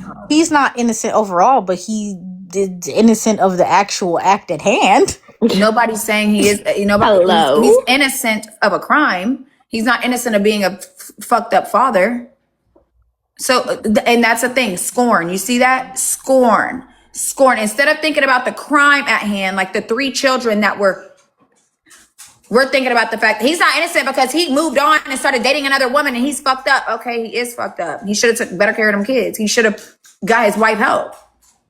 We've seen men not care about their wives and their children and their mental health for years. This isn't anything new.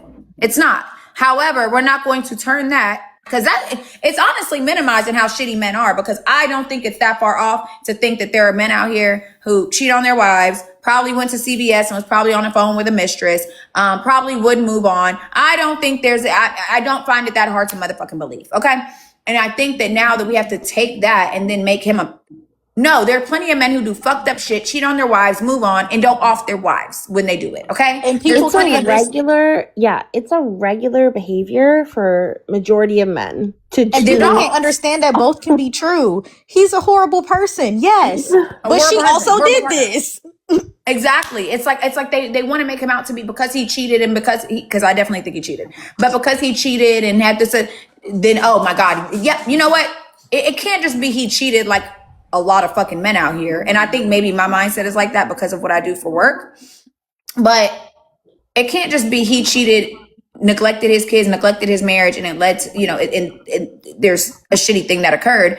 But to now make up that he spent 8 months taking her back and forth to the hospital to convince herself that she was depressed, put her in a mental institution to convince herself she was depressed, forced her to take medicine and then spent the night leaving, but her having these, convinced her to do it and convinced her to jump out of a thing. And I just think there were a lot of other ways to get this shit done if he wanted to get this shit done.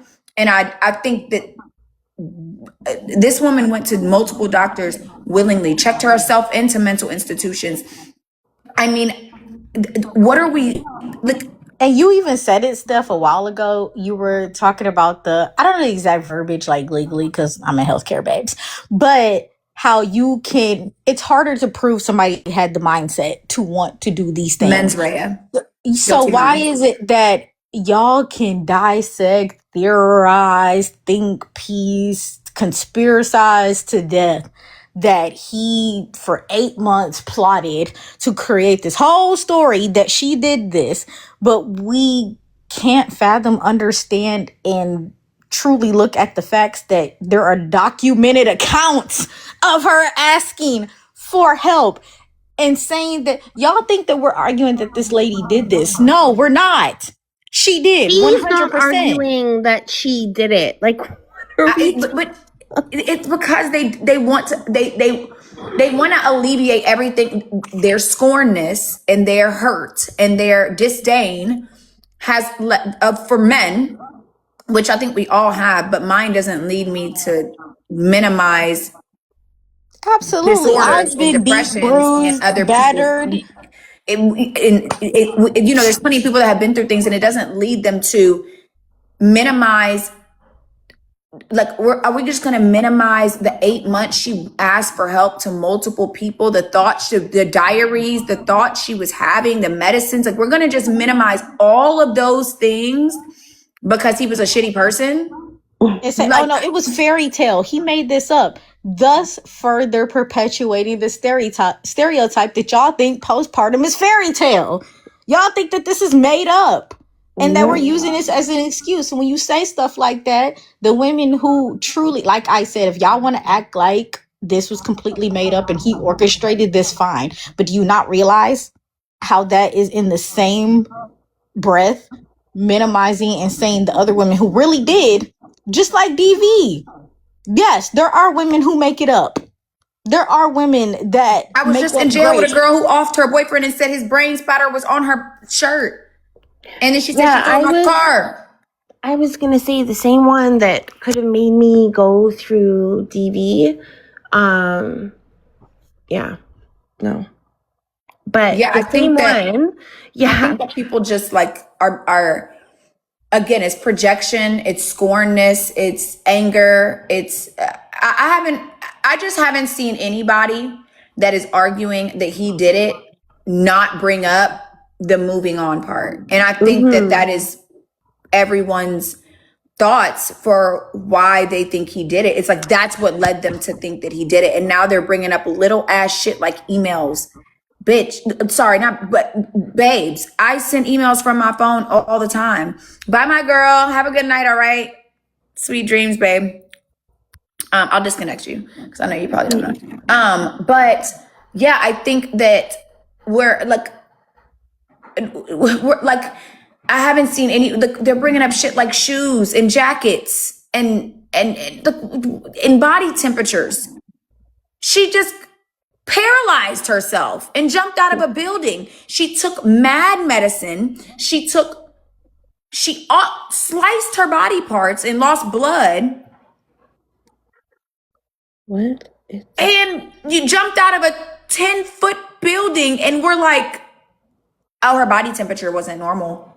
I mean, I don't know if anybody's body, I don't know. No, but I would not expect anybody's body temperature to be a normal percentage after trying to on medicine, offing your kids, jumping out of buildings and cutting your in wrists. I do think that we gotta. And then they were talking about the knots. Nobody knows what the knots on the baby were like because he undid them. So what are we talking about? He was a sailor. How does that?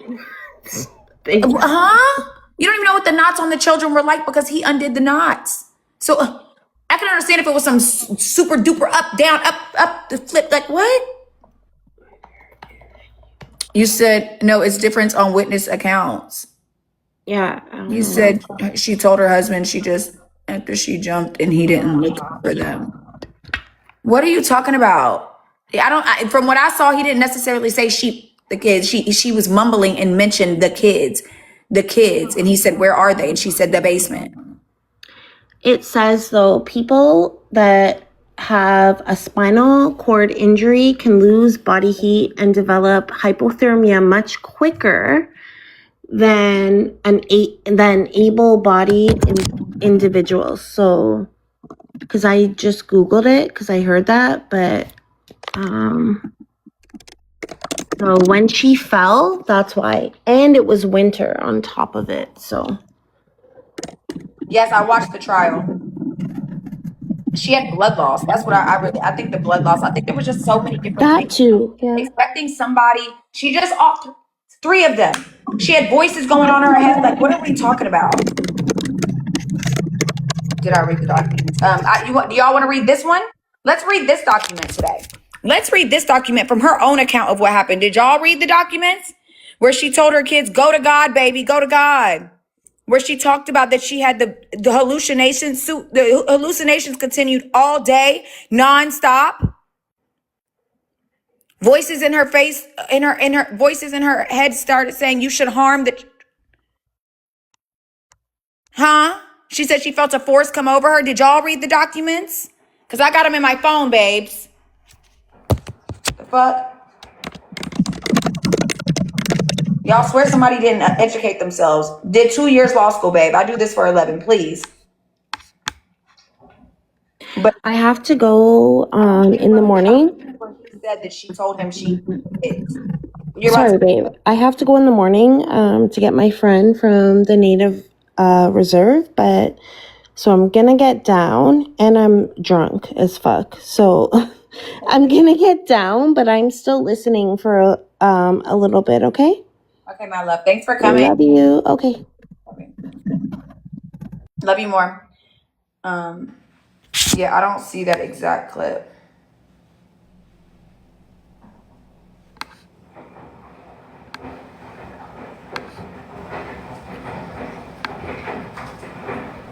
Here it is, right here. This is why I need y'all to shut the fuck up. Shut the fuck up. Shut the fuck up unless you don't know what you're talking about. Injured but conscious. Hold on, no, Zoe. What you said was his words. Let me read you what you said, Zoe, and I'm going to tell you. This is the same woman that came in here and said, I don't think this person on the screen read anything. This is what you said. This is how I'm going to eat you the fuck up, Zoe. No, wrong, bitch. I don't speak on anything I don't educate myself on. You said, mind you, she told her husband the kids after she jumped and he didn't look for them. His words, not mine. Then you said, girl, read the documents. Patrick testified, injured but conscious. Lindsay Clancy told him she tried to herself and that the kids were in the basement without saying they were. Thank you. Like I said, from what I watched in his testimony, he said she mentioned that the kids were in the basement. I never heard him say that she told him they were. Okay? I need y'all to know I do my shit, babe. Very educated around here. Degreed up. And then you talking about you defending her husband. You're wrong. Thank you. Good night. Yeah, every time a bitch wrong, they run away with. There you go. Scorn ass bitches. Scorn bitches. Scorn bitches. Scorn bitches. When have I defended her husband? I said 1,000 times today he's shitty. He's shitty. He's fucked up. He should have helped his wife. He's a cheating. He's a fucked up individual. He's not don't know what to tell you. Now you want to run away because you were wrong. You never said I was uneducated. Your first comment was, I don't think the girl on the camera looked up this case. Meanwhile, I know more about it than you do because you can't listen. You can't listen. That's your emotion. That's your scornness, babe. That's what you've been through. I'm sorry men put you through shit. Sorry. That's what it is. That's why you acting like that. That's why you're hearing things. You're hearing things, babe. You're hearing things. I need y'all to start looking at facts, not feelings. I need y'all to start reading the facts, the fine prints. I need y'all to listen. You said his words, not yours, but they were your words and they weren't his. And this is when shit goes wrong. This is when people get on social media and they start, that's not what happened. He didn't even go look for them kids. She told him she did it. That's not what happened. Do y'all see why I'm so passionate about it? Because it's people on social media getting shit wrong, spewing narratives that are wrong and false to make people believe what they want and fit their own narratives. You're scorned. You're scorned.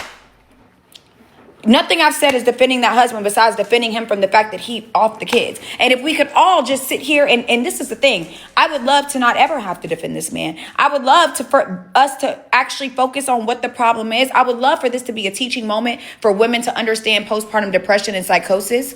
I would love for this to be a teaching moment on how we cannot trust men, and men are these men will play you like a fucking fiddle, leave you out to dry, and when you need them the most, not be there. So we have to protect each other and care for each other. I would love for this to be this moment.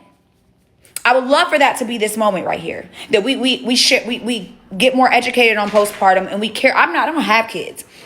But I think we minimize how much of a blessing it is to wake up with a sound mind. And I said that the other day, bro, when even the shit I'm going through right now with the nutty shit, right? Like when I watch her lie, it's almost hard for me. Y'all watched me watch the live the other day. And I'm like, this is the scariest shit ever.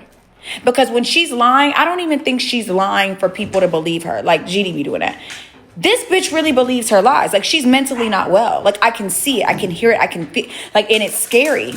And I think I understand like these type of situations so well because of growing up and seeing, I saw schizophrenia in real time. I mean, he lived there for like a year and a half and I used to go there every day after school.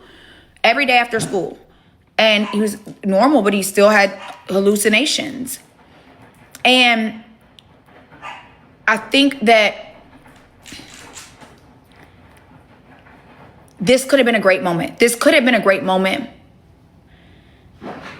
I mean, there's really nothing great about losing 3 children. I think I mean for like education and knowledge. And when you have the entire world watching a case and there's so much that could have came of this, right? Do I think she's going through a mental breakdown? I think she's just mentally unwell.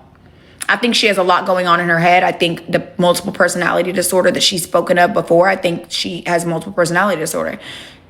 She's already spoken on it. That article is real. She wrote that herself. Law intrigues me too. I love it. I watch that all the time. True Crime with Annie, Stephanie So.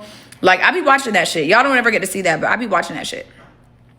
This could have been a catalyst for a movement. I think so too. And thank you, Undefined, for coming up here and speaking about your struggles. And I'm sorry you went through that. And I'm really glad you overcame it and you had a village. But yeah, I really think this could have been a really teaching moment for the world.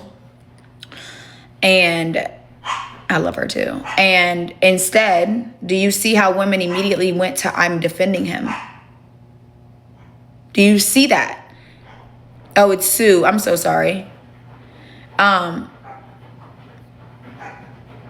Do you see how they immediately jumped to me defending him? Because saying anything nice about him or saying anything factual about him immediately is defending him. Because I'm not sitting on here with the rest of the women who are scorned and heartbroken and that want to make this man, instead of just pointing out the facts that he's a shitty fucking father and shitty fucking husband and shitty fucking partner and will get his karma, they now want to make him to be they want to make him to be this man who convinced his wife for 8 long months, had her going to doctors over and over, back and forth, and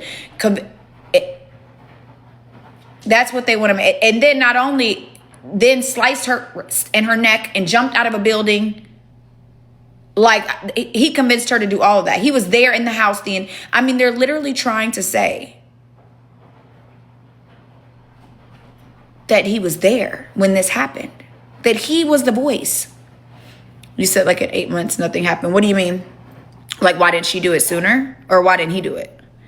I just think there were a lot of other ways for him to get away. If that was the narrative that he wanted to run off, and we've seen it before. We've seen the Chris Watts.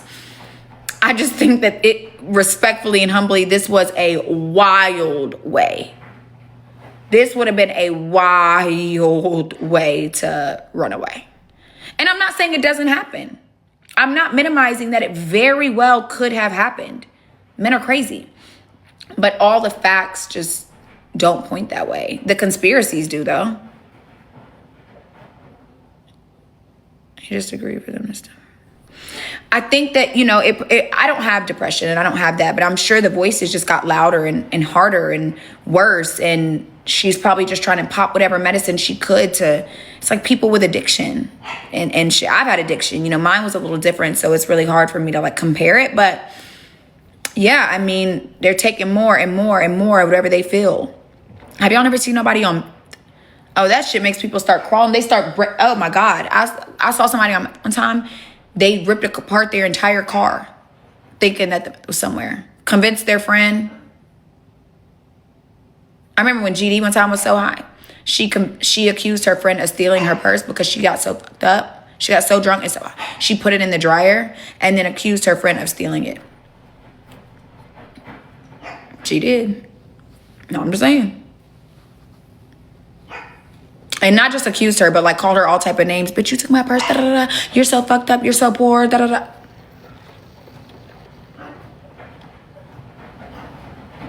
Girl, yes. I don't know if she was trying to hide the purse. I don't know what's going on.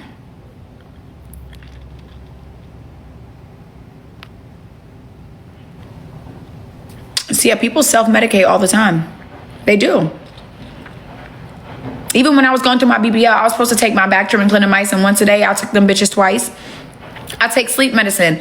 If I can't go to sleep, I'll take another one. Bitch, the fuck? Sure will. I started on one perk and got up to 150 milligrams a day. I went from 10 milligrams to 150. Babe, abusing medication is... Especially when it's dopamine in your brain, that medicine could have been giving her some type of dopamine, so it could have been alleviating some of it, so she was abusing it to alleviate all of it.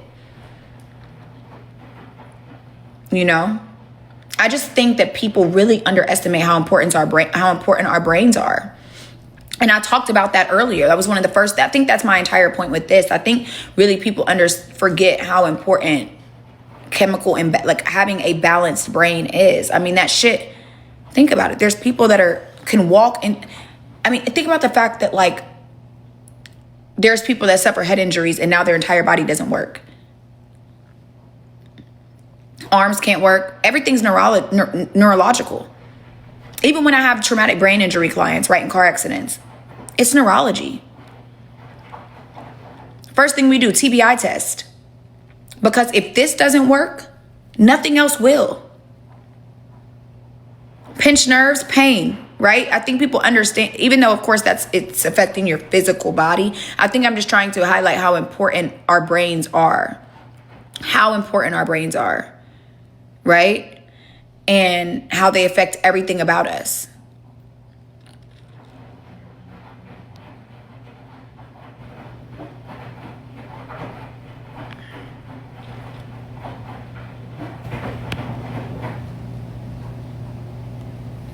Chantel, mine started at 10 and it got into 150. Okay. So I'm not shaming anybody for what they take. But the thing about oxy is that your body starts getting used to them and you need more and more to feel that feeling. And if you can get clean, I suggest you do soon. You know, I went probably 8 months taking them, not knowing until I went without them and felt my first withdrawal. And I went 4 days without one. 3 to 4 days. I think it was like that 4th day where I was like, what the fuck? And this is the 3rd time. What do you mean? And I don't shade anybody for addiction. I just wish I would have known sooner. I wish I would have known soon. This is the 3rd time. What do you mean? I just wish I would have known sooner. I wish I would have known how bad the journey was going to be. I wish I would have known how 10 goes into 20 and then 30 and then 50 and then 150. Okay. Yeah, I wish I would have known, you know, because you are going to feel like shit after you take them, after you stop, for a little bit. But, you know, for me, I went through withdrawals, and instead of stopping, when I realized I was going through withdrawals, I said, I'll never go another day without one, and continued on a journey of addiction for years instead of just stopping. So, I'm sending you love. And if your doctor's telling you to do what's right, then that's right. I just wish I would have known more about it than I did, you know?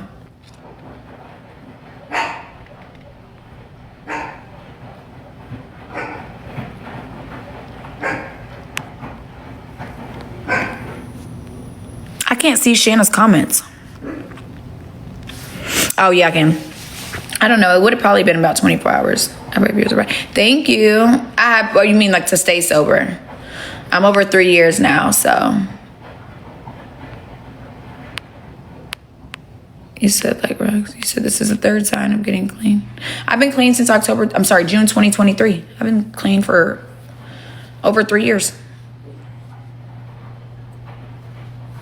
Yes, I don't shade anybody because I went through it and I'm open about it.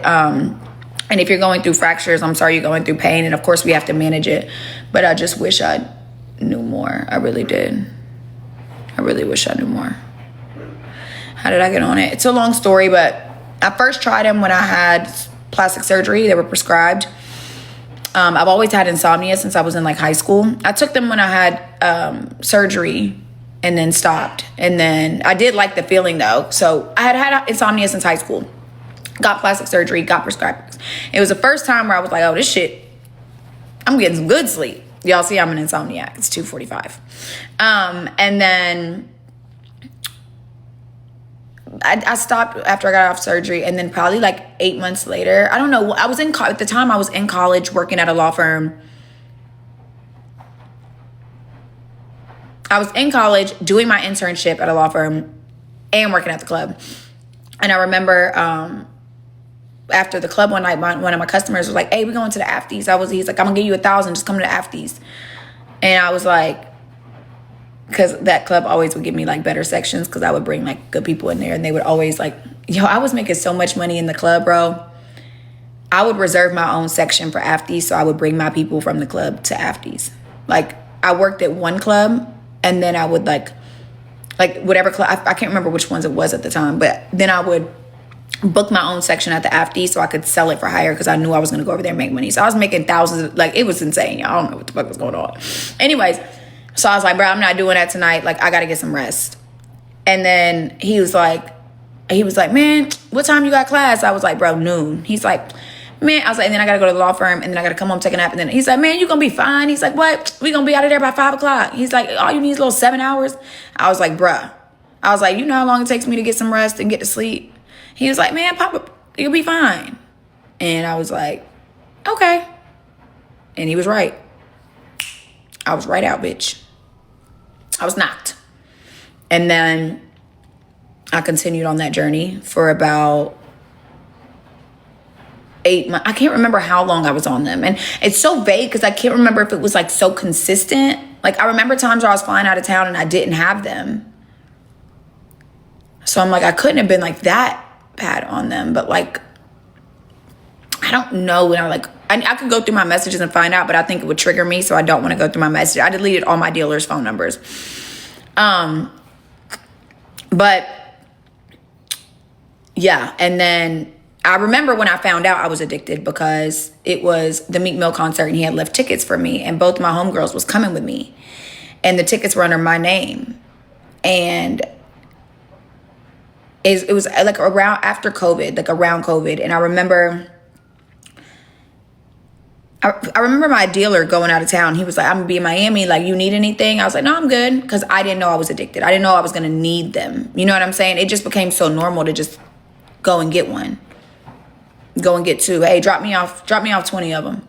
And then take them when I go to sleep. It became normal. It didn't even feel, because I would only take them for sleep, which is where I feel like it was easier for me to get sober because of that.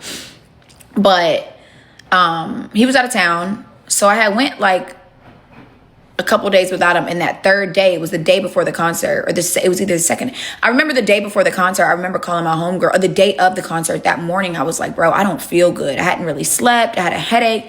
I was like, yo, I don't feel good. I told both my homegirls, like, I don't think I'm going to go. And they was like, no, Steph. Like, my homegirl was like, bitch, I'm already driving from Alabama. Yes, the fuck we are going, bitch. Cheer up.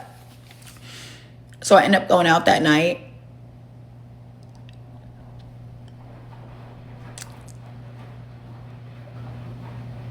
Going to the club. And then coming home, and I could not sleep. And I remember just being in like so much pain. It was just so bad. My legs, my head, my body. I was like, I thought I had COVID. I literally thought I had COVID. So I start Googling growing pains in my legs because it felt like somebody was just ripping my legs. And that's when I saw restless leg syndrome. And then I Googled, how do you get restless leg syndrome? And then it popped up, withdrawal. And then I was like, oh, fuck. And I remember calling him immediately, my dealer, and I was like, have somebody bring me some right now. I don't care where you are. Have someone bring them to me right now. What would you have done differently? The day that I realized I was an addict, I would have got help then. I mean, that night, I literally started Googling everything. I started Googling everything I could. I was looking up kratom. I was looking up methadone. I was like, and then when I met my ex, who was an addict as well, he actually is the one who told me about Suboxone, and we ended up going to rehab together. Hey, Bree. Yeah, mademoiselle. That shit is hard, but now I take medicine to sleep, and it's perfect. It's not addictive. It doesn't make me feel like anything. Actually, the past like 8 months I remember it was probably like 8 months ago was the first time that I actually just fell asleep in years. Matter of fact, moving in here. But that was a lot. I was up for a long fucking time. But like, even when I just get home and just fall asleep, I'm like, oh my God, I can't believe that's happening for me, because that's never been a thing for me. For years, I've always had to take medicine and fall asleep. Oh my God. Oh, thank you, Undefined. Thank you, Texas Doll. Whoever said they're on 7-OH, oh my God, Shanna. I heard that shit is worse than Oxy. I was just watching the videos on that. Oh my God, I heard it's bad, bitch.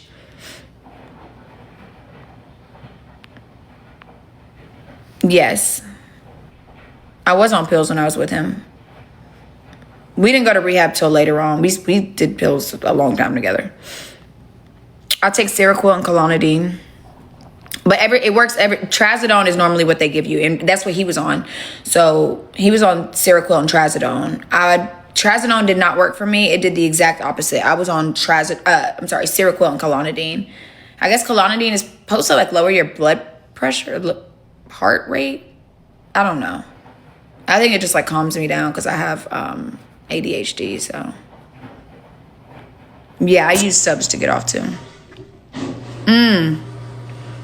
I'm sorry to hear that, Nancy. Actually, that's what helped me get clean, watching videos of people like on and like hard shit, because I knew there was going to be a day, especially how much I was spending. I was like, there's going to be a day where aren't going to work for me anymore. And I'm going to need something harder. And, for opioids, it goes. And so I couldn't imagine ever doing a needle. I was like, hell no. And I don't want to snort nothing. So I was like, I gotta get clean. Unisum.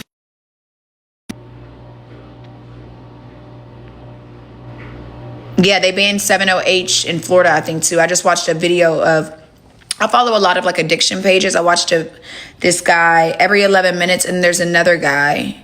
He has a podcast about sobriety, and he had a guy on that was doing 7-0H. And he was talking about that. I'm not sure, Dominique. I've been having a ball in Atlanta, so. Yep, Michaela. It definitely does. Because opioids stay in the opioid family.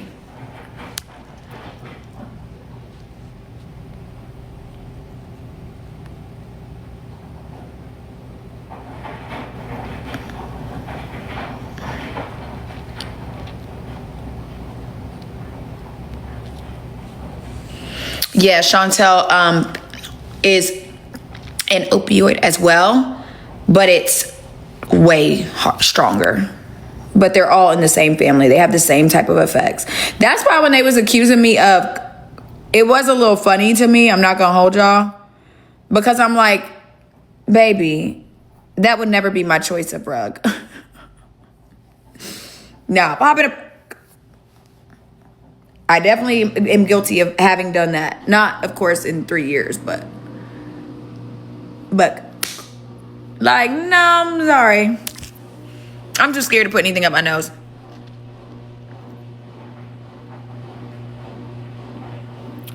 Oh my God, Brie, I've heard that shit is, whew. I've taken one like twice, and I lost my Rolex on one. What do I do? Girl, I cuss bitches out. I'm no good. You don't want to ask me. You might lose your boyfriend and you might end up in jail for fighting a bitch. Don't listen to me when it comes to dealing with people doing weird shit, because I'm not good at conflict resolution. Like, I'm not good at conflict resolution at all. I'm not. I'm telling you, I'm just not good at it. I'm good at a lot of shit. Y'all can ask me a lot of shit, but conflict resolution, bitch, don't ask me. Yeah, Nancy, did they ever get sober, or are they still going through it? And I watched a lot of videos of, you'll have no memory. Exactly, Brie. That's why I didn't like them. I got my ass tattooed on them.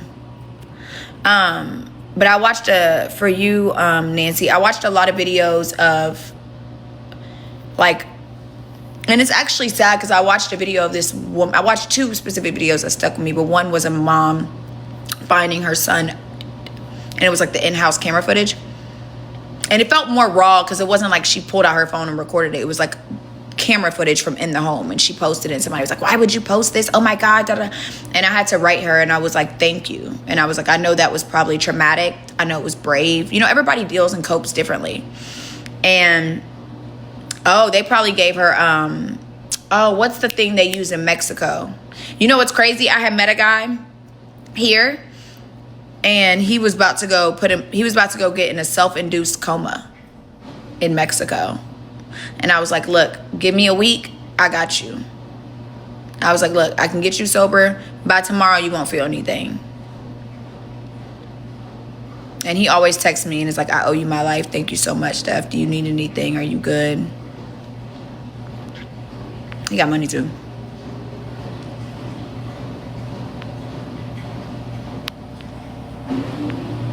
But oh, that's what I was gonna tell you, Nancy. And that video really stuck with me.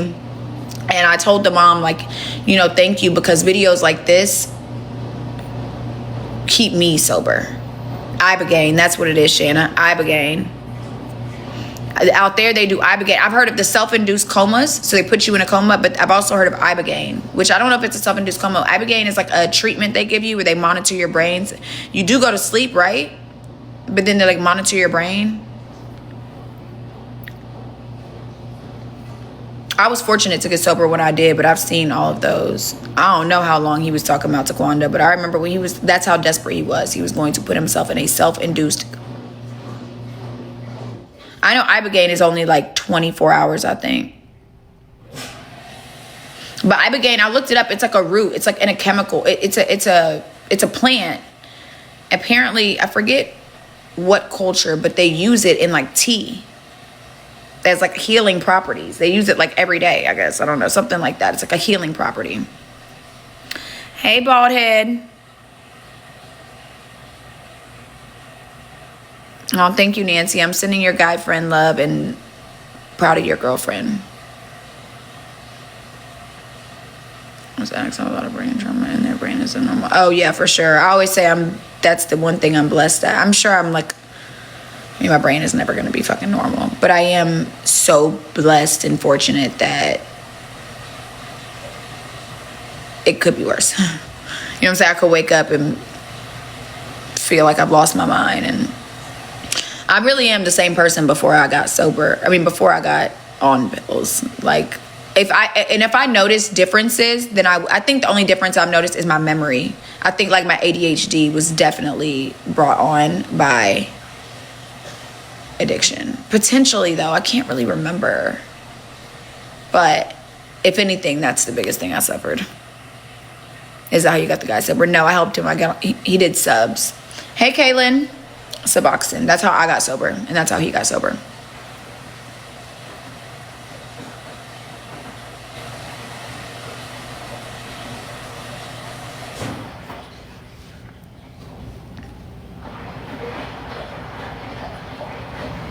No, I'm not triggered anymore, Granny. I don't get triggered. I haven't really been around it, but I'm sure if I saw someone like...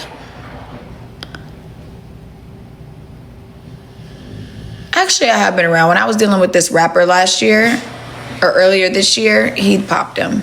It didn't really bother me. It made me feel bad.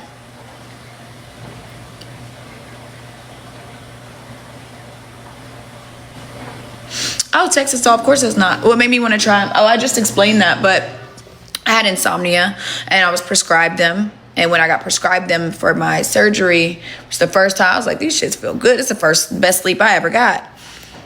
So I took them during that time and then never took them again. And then like 8 months later, I got invited to this club. And then I was like, yo, I got to get up early. I got school in the morning. I got work. I was interning at the firm. And then I was in school and I had to go to work club at night.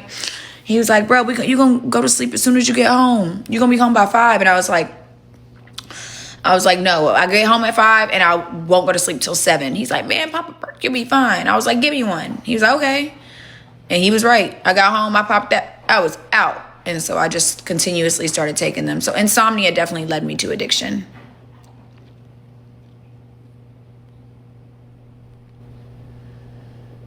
You're right, Shanna. You're very right, Shanna. And that's why you have to be really careful with subs. Because yes, when I went to rehab and they gave me subs, I went in and came out off subs.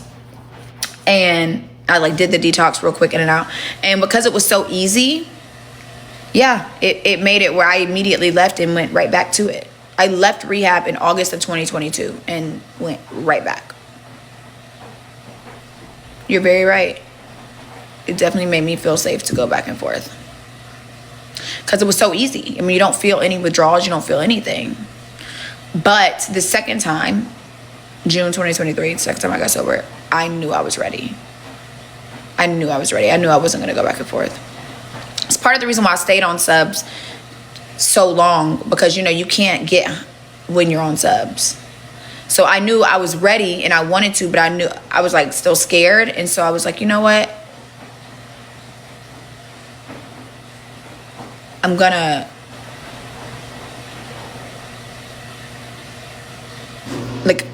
stay on them to at least make sure that I don't relapse. And now I'm in a space where like, I know for a fact that relapsing is never an option for me. Addiction is a closed chapter for me. And of course, addicts are always addicts. And like, you always have to know just one can lead you down a path.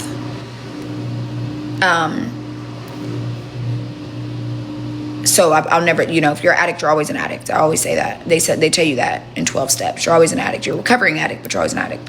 So I'm not saying I beat addiction because I don't think anybody actually does, right? I was just watching that streamer who had been sober for 10 years and he took a 7-OH, the drink, whatever it was, on stream and like passed out.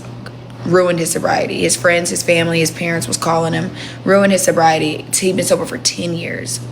So I never think I'm bigger than the program, but I think what I'm saying is I'm not in a space where I would ever want to do that again. Because fortunately, my insomnia is cleared. Like I have medicine to take it now that I'm not addicted to, that I take, get some rest, and boom.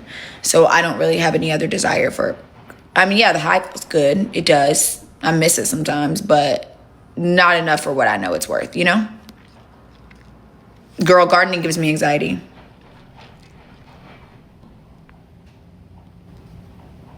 You need to stop drinking when you're off subs. What do you mean?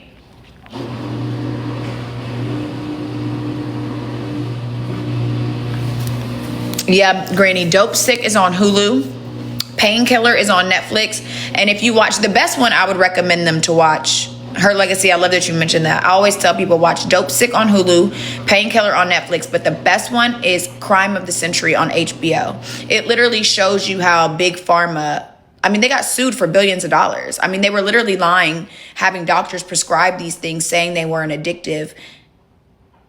People were getting prescribed 180 milligram in one pill 3 times a day. They were having people up doses. They literally were using fake studies to say that it wasn't addictive when it was. Whoever you blocked, thank you. My rich white friends got addicted to the pills and switched to. Yeah, I knew that was good. That's what it happens. You can't afford them. Expensive as shit. When I first started taking perks, they were $10 a pill. Then they end up being $20 to $25 depending upon where you're at. And if I'm taking 150 milligrams, that means I need 15 of them. So in a day, 20 times 15, you add it up. I'm spending $300 a day, $350 a day. You know what I'm saying? I told you I spent over $300,000 on books. Easy. I've never introduced anyone to them. I'm fortunate I never did that. That's one thing I can sleep with myself for saying. I've only helped people get off them. But yeah, it's next, and then it's fent. And then when you see what they're putting in the fent, I'm like, oh no, I can't let that happen to me.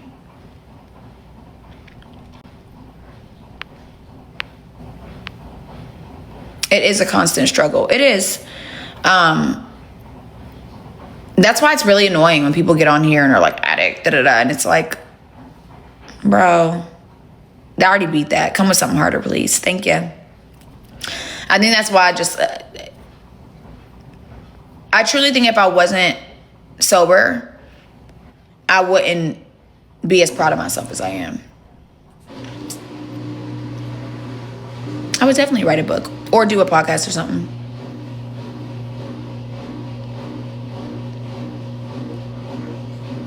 Oh, no, I'm not saying a slip up ruined your sobriety, right? People slip up and fix it again. But I'm saying, like, if you've been through rehab and you've studied addiction, because our brains, like, we're getting so much synthetic dopamine from, especially like pills, because like oxy and opioids, they provide so much dopamine, which is why your body gets addicted so easily, which is why it's so painful to get off. But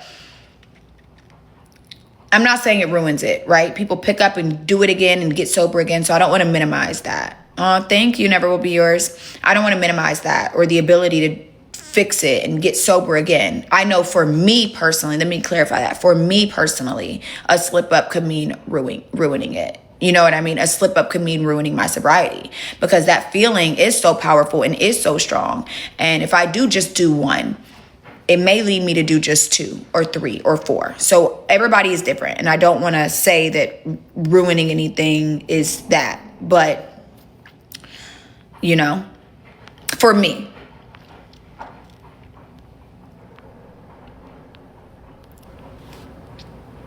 I am too smart to go back to that. Thank you, Granny. Granny, when did you come around? Because you used to be a big ass hater. And no shade. I seen you like the past week. You've been being nice. I appreciate it. But yeah, you was a little funny acting at first. When did you come around? I had 4 friends now that couldn't afford the pills anymore. Wow, Alicia, I'm so sad. I think that's what's eventually going to happen to a lot of people. All these baddies and all these rappers and these... I'm telling y'all, there was just this one girl who was bad as fuck. Bad as fuck. Apparently she was like lit on Instagram. She had over like 200,000 followers or something. Ash Baby or something. Look up Ash Baby Tales from the Streets. They caught her. Nobody could even believe it was her. And there's this one guy that does the same thing. He like posts pictures of what people look like before, and then you see them now, and it's like, whoa. Like he'll interview them on the streets and post old pictures of them, and it's like, remember that one picture I showed y'all of that girl? And then that one really ate me up. I wish I could find it. She was... Those things really helped me. The one on HBO is Crime of the Century. Sorry, I'm behind in the comments, but I'm coming. We'll add up quickly. How does she afford that? Well, Christian was giving them to her. I don't know how she's affording it now. It's probably why she jumped to get on the show and probably trying to get any little money. Probably why she doing. I'm just saying, it's all adding up. Because Christian was supplying them. Those are insane numbers. Oh yeah, I could have bought, I think that's what pisses me off the most. I already bought my mom a car, so I'm proud of myself for that. But I could have bought my mom a fucking crib. I'm gonna just give her the shit my dad left me anyway. Subs don't make you feel like anything. Unfortunately. They don't feel like shit. Oh, you're in Oregon. Well, I'm proud of you, Leisha, and I hope you stay sober.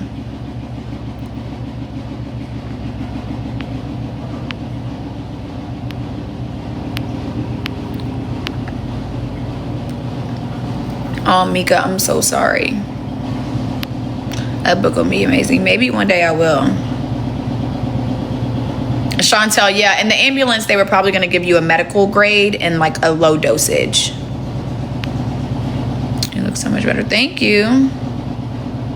Oh, thank you, Leisha. I appreciate that. We are pulling Granny's car, but I'm not mad. I actually don't mind when they come back. I just be wondering what made them come back. Granny, you don't remember? You used to be in here mean, talking shit. Granny, I remember. Listen, I don't be forgetting, y'all. You used to be in here talking shit. It's okay, though. I'm not mad. Because you've been nice this past week. When you came in the other day, you was being nice. I was like, But you've been being nice for like a whole week. So I think it's consistent. I think it's authentic. But you used to come in here being slick. Thank you, Michaela. You need help stopping. You could DM me, babe. If you're in Atlanta, I can get you some medicine to help you out.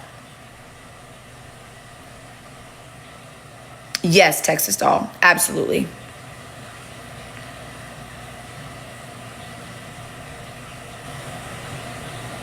Yeah, you can get whatchamacallit. Narcan is normally free.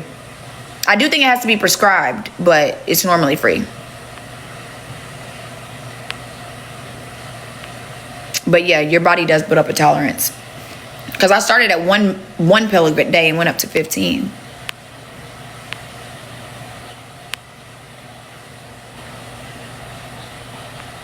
Oh, you didn't hear the HBO show? It's Crime of the Century. Her Legacy Lives. The HBO documentary is Crime of the Century. It's 2 parts. You got to watch it. Of course, sensational siren. I feel like if I would have known when I realized I was an addict, if I would have known then that there was medicine that I could take that could help me get off of them and not withdraw, I would have gotten sober a long time ago. My life, there would be a lot more that's different, you know, if I would have known then. I didn't know. I couldn't.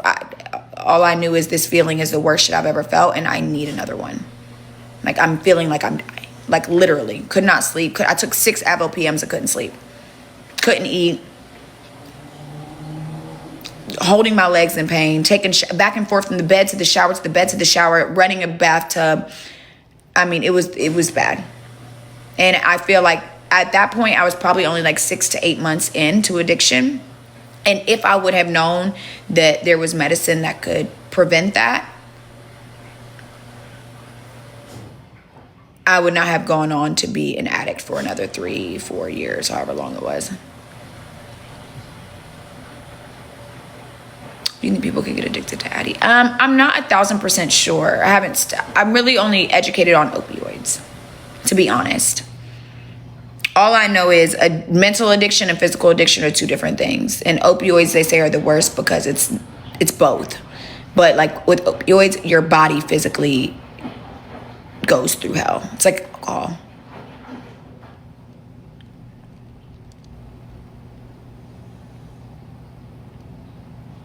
I like soft white underbelly. I do think that sometimes his questions, it could be a little strange, but I think they're trying to crucify him to be this awful person. I don't think he's like a god, but I do think he does a lot for the people that he tries. I mean, he pays them for the interviews. I just think people are expecting too much from people when they're not in the field. That's all I don't like. She's not sober.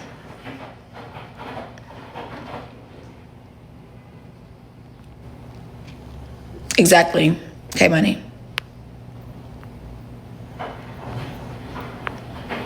I know for a fact. I mean, at least a month ago, I know for a fact. I should come to Oregon.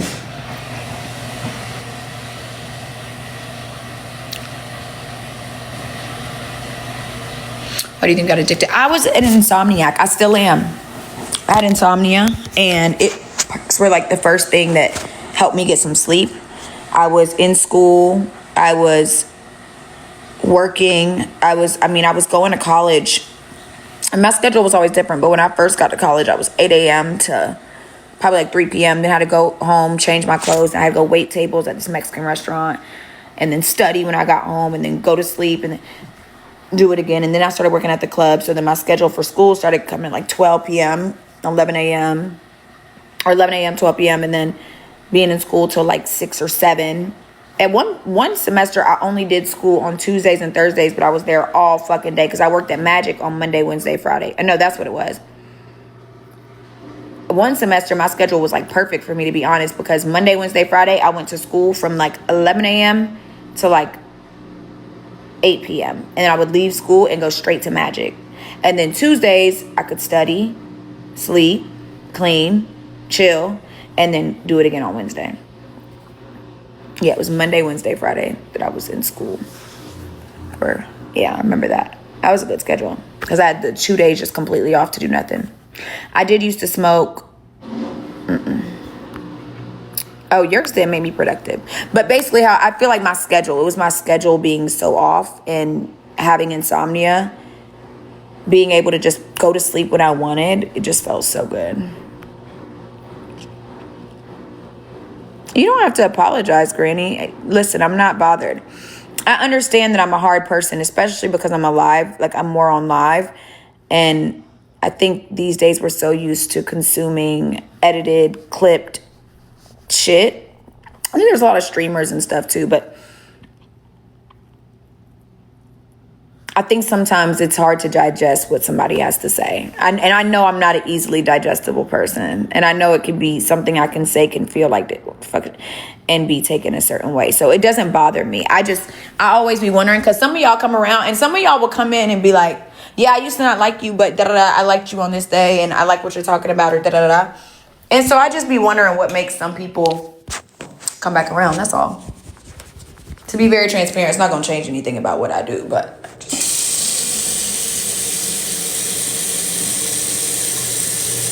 you got laced with fent? Oh my God. That happened to me and my ex almost OD'd. I was literally running around Mexico trying to find Narcan. And his parents, it was my birthday trip and all my best friends were there. And I couldn't tell anybody. I had to call the driver at fucking like midnight. It was so embarrassing, but I don't want to talk about that. 15 a day. I only took them once. I was taking 15 a day. I was taking 150 milligrams at my highest. But I took them all at once. So I started with one pill at night to go to sleep, and then your body builds tolerance, and then I did 2, and then I did 3, and then I did 4, and then I did 5. And then they were 10 milligrams, or I was taking 350s. Either way, I was taking 150 milligrams. It just depended on what I had.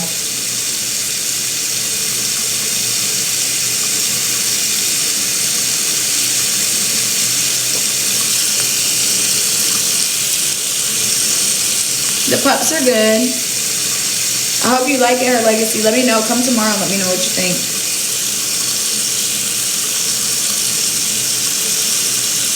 I don't know. I need to go back and find how long I was dependent. Maybe if I ever decided to like do a podcast or something, I would know more about how long, because I haven't really looked. I'm scared I'll get triggered. Oh, Kaylin, no, it was so bad. His was so bad. I remember we like got them from this gift shop, and they were like a really dark blue. We got like a bunch, and I always thought that was strange, but I didn't think anything of it, because if you know, they're normally like a light blue. And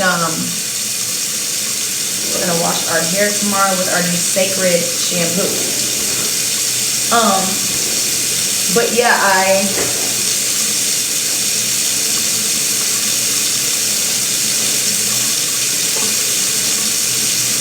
I was, yeah, it was bad. That's all I was gonna say about that. It was not good at all. But I realized, because I'm like, where are you at? And I couldn't find him. And when we were in like a big ass villa. It was like 3 stories, because all my friends had a room in the villa too. So it was like a big ass staircase with like 3 stories. So like, we were on the main floor.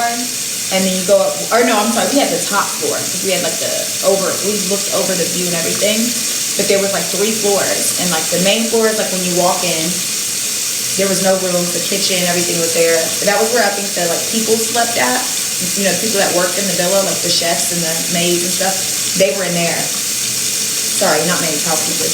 And then,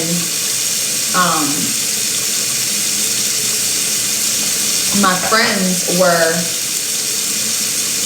say like you came up the first 10 stairs, and then here was the second floor, or you could continue up, but the second floor had like 2 bedrooms, and then, or 3 bedrooms, and then the third floor had our big suite. So 3 of my best friends came for that birthday trip. Long story short, I can't find him. I'm like, where is he at? I'm thinking, my friends fucking on me. I'm joking, I knew they weren't kidding, but I'm like, where is he? Like, I was so confused, because my other homegirl was about to land. My last check, I had flew her out too, and she was about to land. So I'm like, where the fuck is this man at? So I literally searched high and low. I even went upstairs on the fucking, all the way. I thought maybe, just maybe, he was at our top suite. We had a rooftop suite. He wasn't there. Like, oh, not suite, but the rooftop of the villa. He wasn't there. So then I'm like, where could he be? So then I go downstairs, and oh,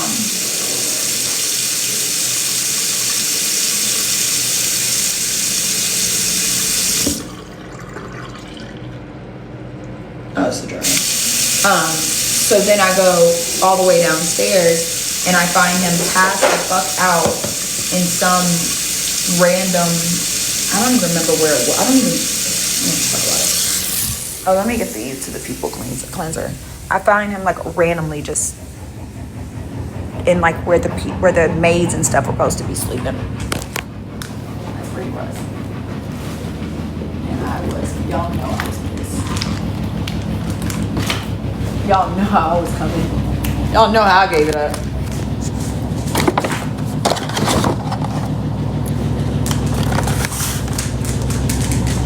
Yeah, withdrawals are crazy.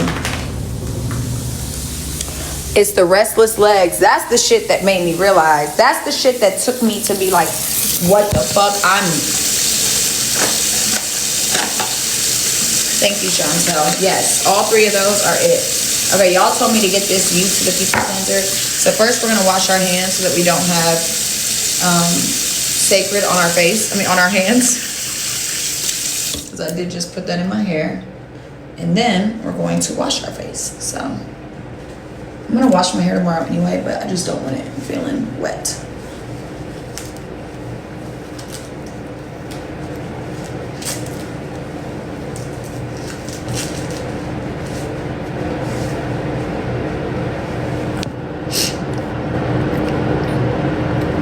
Thank y'all. Oh my God, 70H I bet was awful.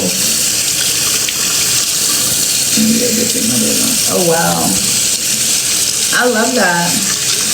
I don't know if you call. Oh wait, nope, that's what I wanted to do. We need to sorry you guys, my bad. We need to get my lash glue off first. That's where I be fucking up. Oh, Kaylin, I love that y'all feel so comfortable to share things with me on my stream. You know how sick people are? I think Exposing T was on somebody's stream one day and she was talking about addiction and why did those lame ass bitches, you should already know who I'm talking about, have the audacity to like try to use it against her and like brought it up like, oh yeah, here's I don't even know whose stream she was in, but I guess she was like talking about addiction and they tried to like use it against her. She was talking about weed though, so it wasn't really the tea they thought it was. But I love that y'all feel comfortable to share things with me. And y'all know this stays with us. And the hating ass bitches that are screenshotting. Because you know there's going to be some, but fuck them hoes. Once you've overcome it, there's really nothing. Like, to me, it's like, okay, we can all talk about. It's even like, no shade, but like when people talk about like, I don't know, I don't care about who somebody was or what they've done. Like, who are they now? Like, okay, you're talking about that I was an addict. Ooh, you got me there. Like, bitch, and I'm not now, so now what? Like, what are we gonna talk about? Let's excite me. Excite me, ho. I don't think it helps with alcoholism. I love that y'all feel like this is a safe space. I am way behind on the comments, y'all. Sorry, I'm trying to catch up. I really love that y'all feel like it's yeah, there are real ones. They go up to, how many? They used to go up to 180. They made 180 milligrams. Bro, when y'all watch those documentaries, y'all are gonna have more of a soft spot for addiction. It actually helped me get sober because, well, it helped me stay sober because I really realized, and of course you have to take accountability for your own faults, but I really realized that like this wasn't my fault. Like it really wasn't my fault. And I could take accountability that I got myself to be an addict. But these companies, these brands, that's what they intended. They wanted these things to be addictive. They Chanel, you been in here the whole time? Curly Pop, what are you doing in here? You're so pretty. Oh, you got mad that you don't have your bathrobe on? Oh, your brother has his bathrobe and you don't have yours and you're jealous. Mommy thought we. I didn't know you wanted to put your bathrobe on. You want me to put your do you want me to put your something else on? Mommy can put something else on for you. I could put your pajamas. You want to put your jammies on? Come on, let's put your jammies on. You want to put your jammies on? Come here. Mommy will put your jammies on for you. And then we'll wash Mommy's face. Bubby, back up. Sister has to.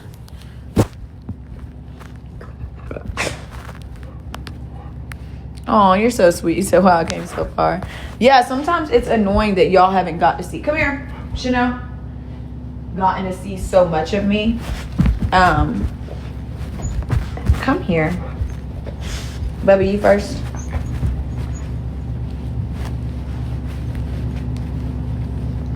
Thank you. Oh, bad boy. It's okay. Mommy should have had it ready for you. Come here. Oh, why are you laying down? Boy. here. Come here. Sit. Good boy. You do it. Oh, you did it. Good boy. Mommy hasn't washed her face yet. Okay. Let's put this on. Chanel. I got treats. Oh, you're right there. Damn. I don't have to lie to her. Come here. You want to put yours on? You getting jealous? Watch out, Bubba. Gotta put this one on. Come up here, Chanel. And then y'all can eat. Come here. Chanel, come here. Chanel, no. I will feed y'all as soon as you... Girl, I will feed y'all as soon as you put your hands. But keep your hands in, you don't put your And pretty girls wear jeans. Pretty girls also keep their hair done, and you haven't done that, but...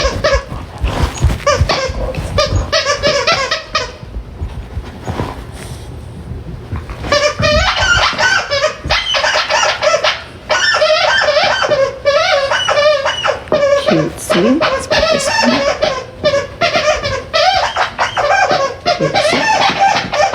Okay. Wait, lay. You're fine. Girl, lay on your little ass back. Come here. Come here. Why are you scared? It's Chanel. It's okay. You don't like the sounds of that. I'm sorry. You don't like the sounds of the clips. Okay. One last one. You're almost done. You're almost done. Yay, girl. Got your jammies on? She said, hey, y'all. Got my silkies on. I got my silkies on. Okay, let's wash our faces. Yes, Sasha. Yes. Okay, Leisha, I'm going to read it as soon as I get off. Hell yes. Oh, my God. I love that for you. You made money for me because I didn't make none. So at least somebody got out there and got in the field today. Hell yes. I'm glad somebody made some money today. Oh, my God, y'all. Look at Chanel, how cute she is. Hey, Chanel. You only got one bow. You only got one bow. Mommy's gonna wash her face and then y'all can eat, okay?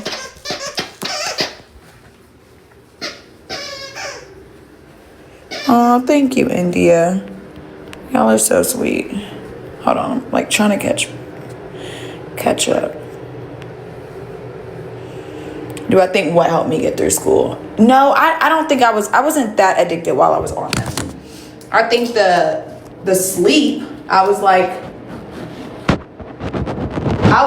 I was more on them in law school, not undergrad.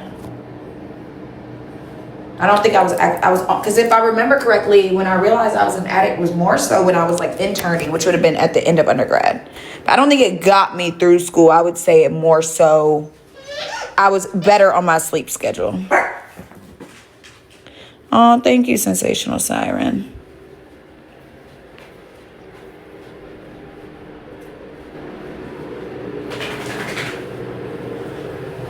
I mean, yeah, the best part about it is fighting the sleep. That's where the eye feels the best. But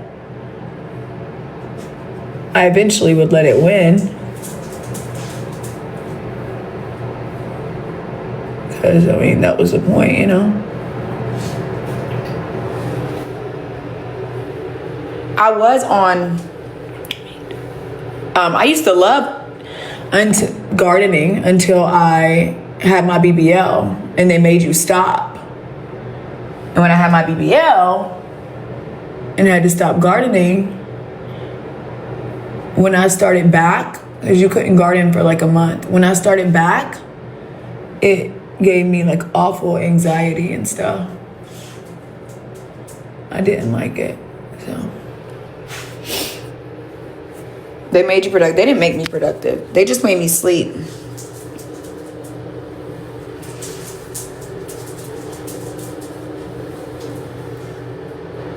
Oh, thank you, user 8937. You're so sweet. Oh, thank you, Granny. I think it's after people get to know you for themselves. Yeah, I think it's easy when you're watching fucking Girls Love Hot Tea to not like me. I can't lie. Shit, if I watched only Girls Love Hot Tea and didn't watch me, I wouldn't like my ass either. Actually, I don't know if I would even give a fuck about me. I wouldn't dislike me, I just wouldn't give a fuck. I don't know. I'd probably be like, okay, like, what is this? What's going on over here? But like, how can you actually hate me? Like, I donate to my supporters. I just donated to a GoFundMe. I just fucking sent school clothes to one of my supporters this week. I mean, bought my fucking concierge $200 fucking cologne. I help unhoused people. Like, I don't know. I feel like it was crazy to like get so much bad rap when you're like really out here. Like, bro, I stopped traffic for a blind man and then called him an Uber.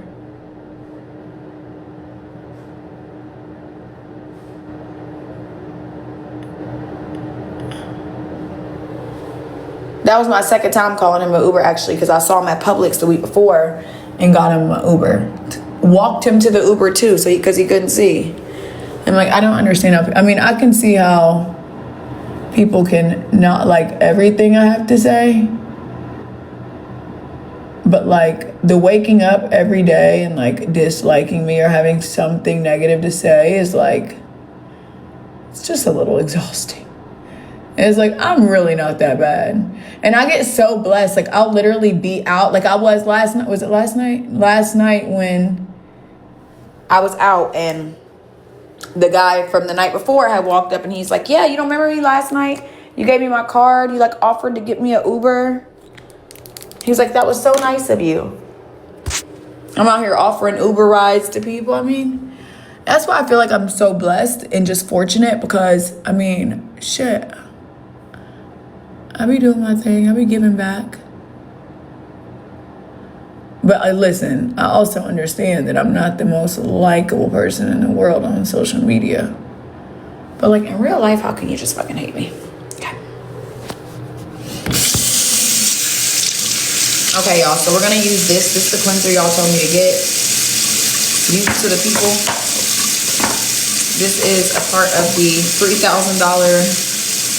Sephora haul that we still haven't done. Oh my God, look at all that eyelash glue on there. What the fuck? Okay, won't be using that. We'll use this one.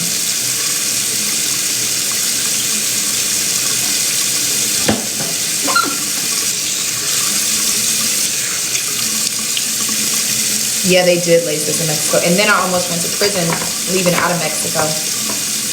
That's another story for another day. With the same pills.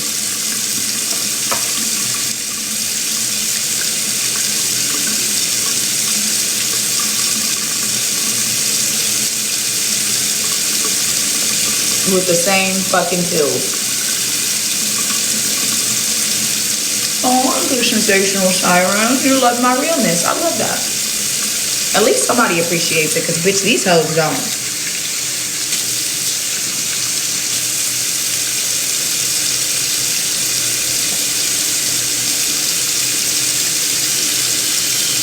Oh my God. They said focus, put your hair up, wash your face, turn the water on. What is taking so long? Why do you care? Like, deadass, why do you give a fuck how long it takes me to do all this? Why are you in a rush?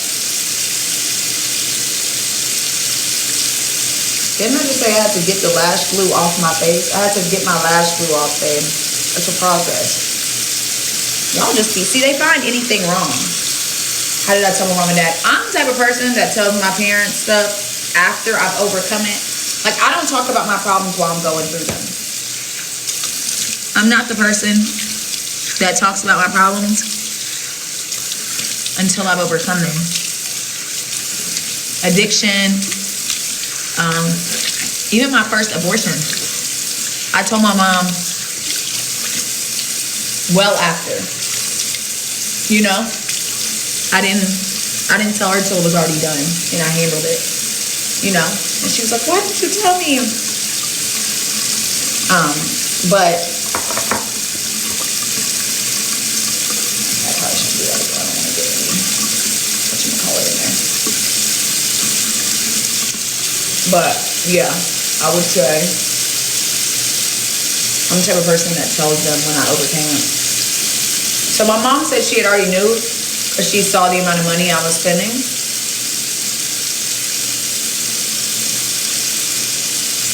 But she said that's how she knew. But oh, and she said one time she said I told somebody to leave something in the mailbox one time. Like, I guess we were out at dinner, me, her, and Dawn, and the dealer called, and I was like, oh, I'm not at dinner with my mom. Like, you could leave them in the mailbox. And she said she knew then.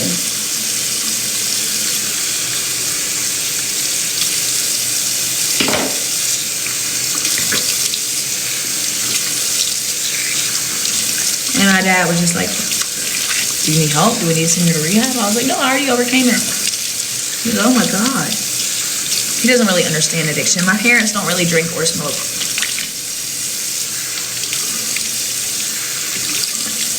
So it's not something he would really understand.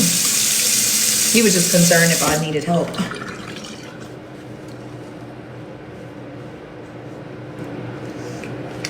You know? That was his biggest thing.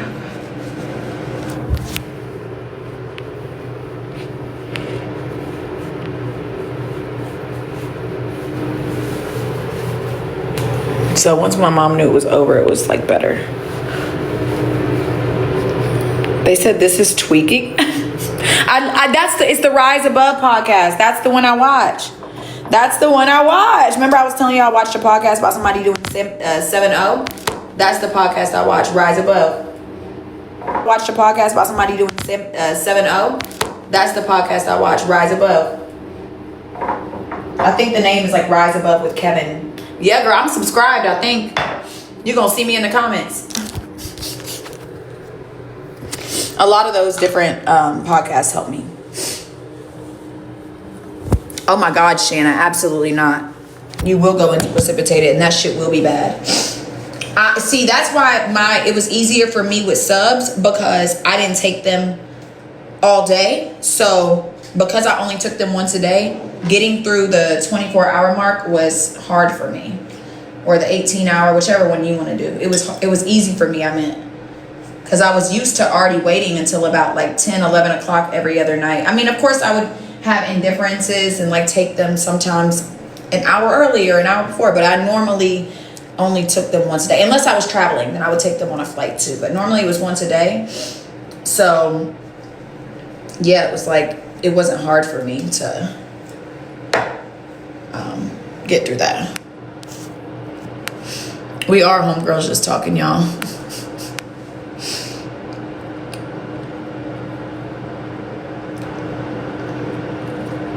Same with cancer.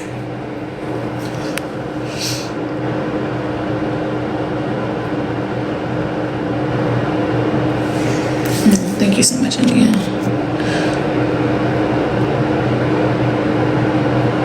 I'm gonna read your inbox as soon as I get off. He always going crazy with the damn toy. He really do be the calm in the sleep. So I was just saying, we on here. Ramiro for sleep. I've been really fortunate with what I take that it works. So, oh, that's what else we need to try, y'all. The toner. Didn't y'all tell me to get a toner? I know. I heard she now wants to be a personal injury advisor. I mean, listen, I don't care to get into it or talk about this woman. I really don't. But I think the whole narrative, no matter what you think about me, and no matter, we can all agree we talk about each other, blah, blah, blah. It's annoying. Nobody wants to hear that shit. But what I will say is, I don't give a fuck who it is. Everybody has to admit that she has continuously proven that she wants to be like me. That's all I'm gonna say. Like, it's at a point now where it's like, girl, now you want to. I saw a clip of her saying she could be a 304. Like, I don't know. It's just like, girl, now you want to go to. Now you want to be. It was already weird enough when she said she was going to be in law school. Now you want to do personal injury to, like, oh my God. Out of all the different legal things you could do.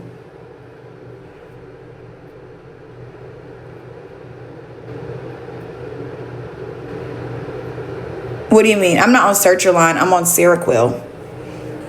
Is that what you meant, sis? And what do you mean, how do I manage? Like what? I wouldn't say the surgery changed my reaction to gardening. I think like taking the time off, it just gave me anxiety when I tried to start back. I don't know if maybe because I used to smoke every day. I used to wake up and roll one, bitch. Oh, I used to be on that. I know y'all probably can't even picture that for me. I wish I could find the right kind for me, because I'm totally not opposed to it. Your anxiety is really bad. Your anxiety is super bad on them. Yeah, I mean, mine isn't that bad on them because I take them to sleep. So I just take them and go to sleep. Now, if I took them and was trying to move around, then yeah, it would probably be hard. You said your house is still dirty. My bank account is still full too.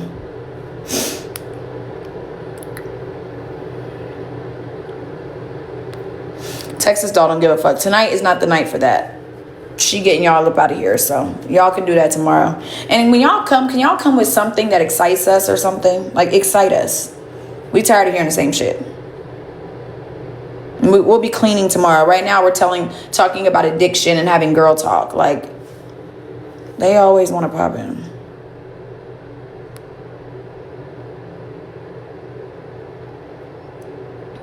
Y'all nicknamed him C-Dog last night. Who, the client from Connecticut?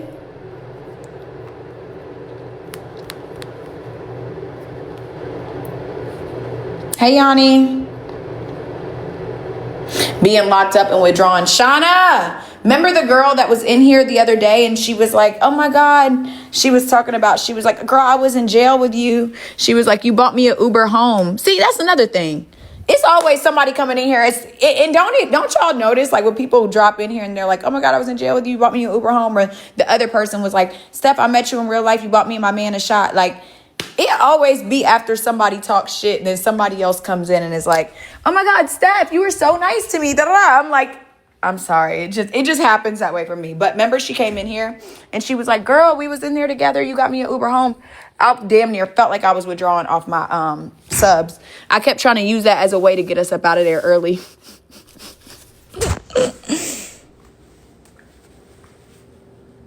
Met you at the Hit Factory. Oh, in Oregon. Right? Yeah, I used to travel with him everywhere. I've been to like every state. I've met a lot of y'all. Like, just because we used to try. I mean, he had shows like 3 times a week, bro. I was constantly in and out of town. So I'm sure you probably did meet me. I hope I was nice. Let's see.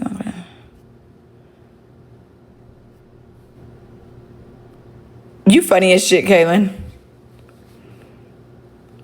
I like how Kevin does too. He lets his guests talk. I could never do it because I have too much ADHD. I be cutting people off. I got to get better at it. But I love how he lets the guests talk. I love how he also engages though. Like, he's really good with engaging, but also like you said, letting. Yeah, I really like him. I mean, he's dope. Okay, these in here. Okay, this needs to dry out. Put these in here. Oh my God, I don't know why. Okay.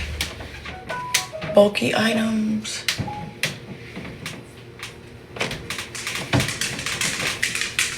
What the hell? Well, wait. Okay, what?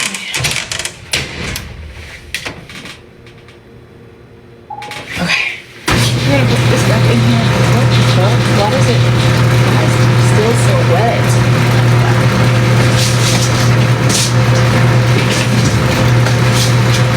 There's only one thing I want wet, bitch. I'm joking. Live, laugh, love. Okay, we'll wash this one too. What is this? Oh, this is the that's the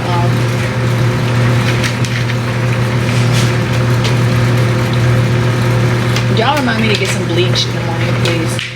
This is the bed spray. Then we're gonna throw in some of these. I always use a lot when it comes to my bedding. You want to smell good?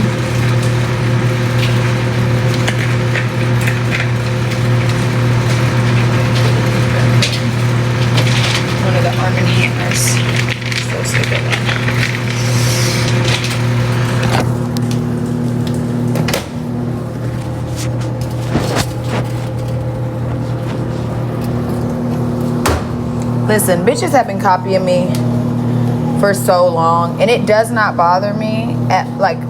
I'm talking about been following me for years, copying what I do, asking me where I work, how do they do this, how do they do that. I mean, this bitch has copied every single part of my life, how I talk, my mannerisms. She copied every single part of my life besides TikTok. And you know, they swear like, oh my gosh, she's trying to be like her, she wants to be on TikTok. Girl, it's annoying. Sorry, I'm still trying to catch up.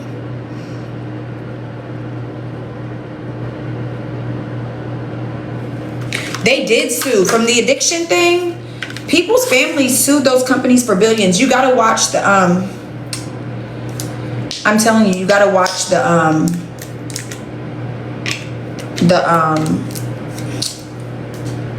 what is it I'm trying to say, y'all? You gotta watch the HBO documentary. It talks about how much they sued and everything. Oh my God, you can have a bunch of shit from that I don't want from Lush. Girl, you can have that. I got some other shit from Lush that I don't want. Let me see what it is. Hold on. Remind me to go in there and grab it in a second. I ordered some hair stuff, and I got a perfume that everybody loved. I don't like it. It smells like Leah's perfume, honestly, which I don't like. What's in my eyeball?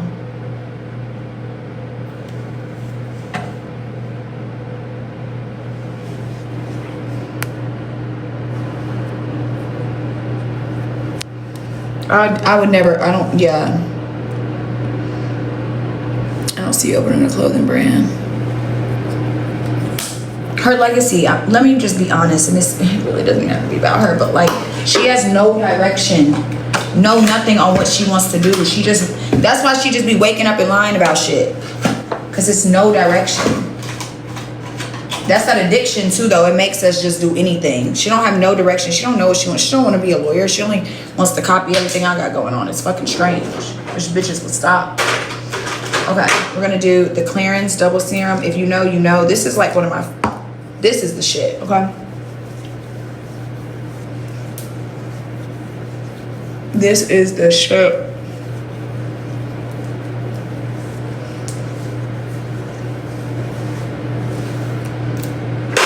Then you go in with the under eye serum.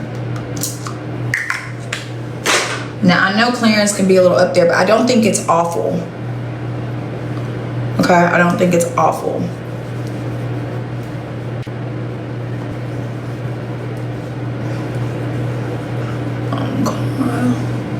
Maybe I'll go live with y'all tomorrow while I clean. Let's put some bio oil on my knee.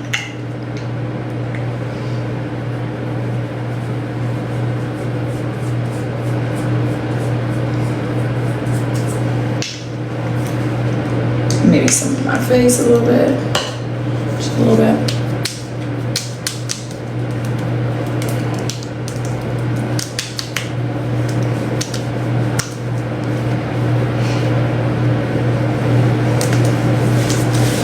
Okay. And then last but not least, my Dior Hydra Surge. Y'all, they're out of it. I tried to stock up on more and I think it's gone. I think it's gone.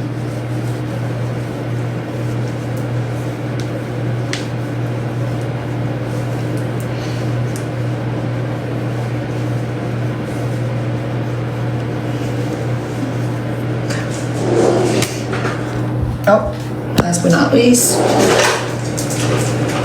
didn't I get a new facial spray?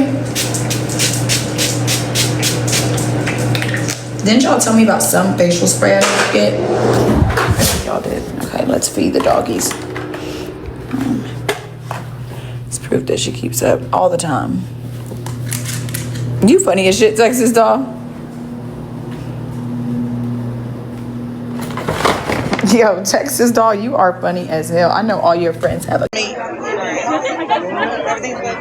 Oh, I'm doing amazing. I got my food, my hookah, and my tricks. I'm fine. Tricks, food, hookah. We're good. Yeah, can't go wrong. I'm happy.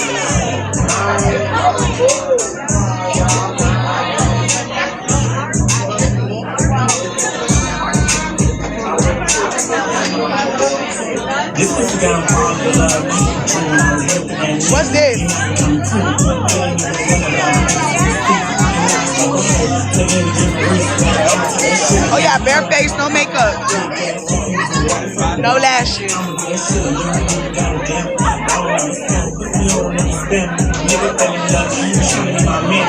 No, she need more than that though. But me, who got this for me? Thank you. Thank you. Thank you.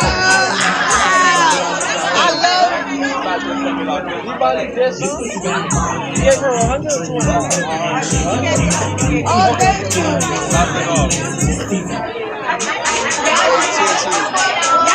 I'm easy, you gotta chill. Thank you.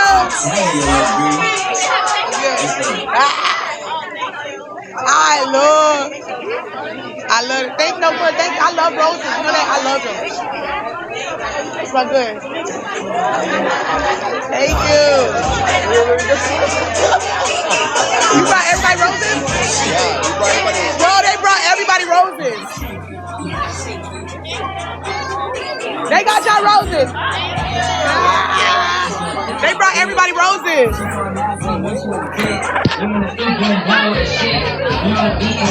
That was so sweet. Boom, boom, ho. I don't give a fuck, hoes. I love my flowers. Y'all be hating.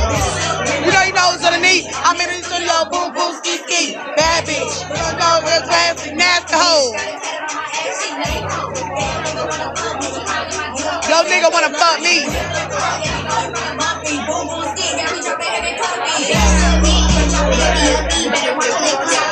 Picture, y'all.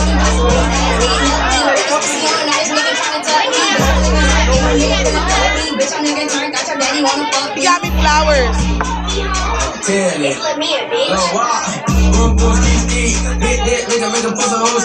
Big D.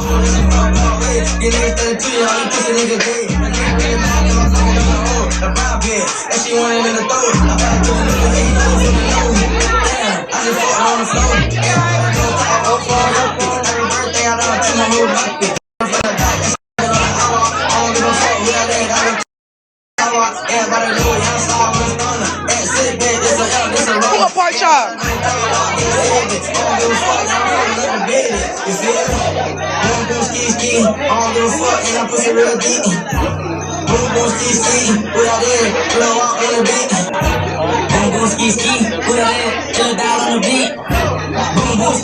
You better get your whole country trying something with me.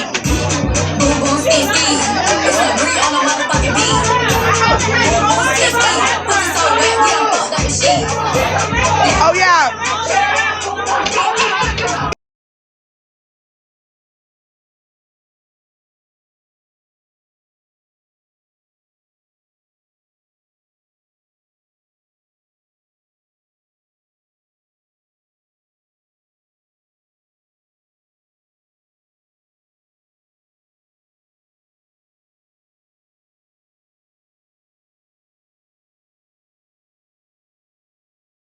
Oh, they fucked up. The Miami niggas out TikTok. Yo.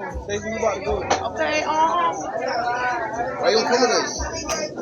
bro, I'll come. Dude, down the street like 5 minutes. I'm gonna come. I'm coming. I'm eating my food. Let's go. I saw your second trip. Come on. Boy, Ray. Nobody had me down.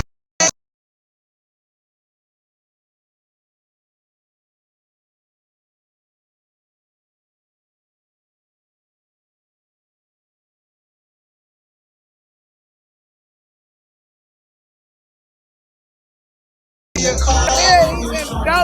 He lying to cut today, man. He lying on trying to be in camera today. He lied on top of the camera today. Bunzo, thank you.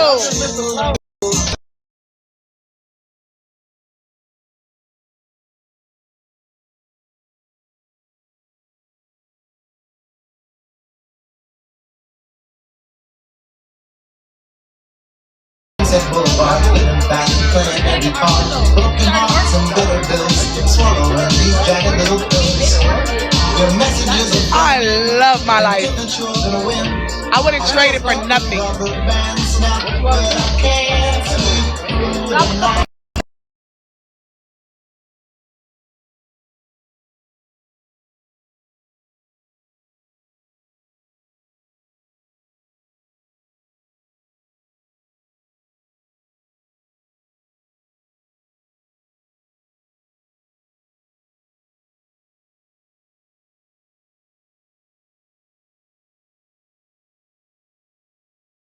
We don't need nobody to turn up.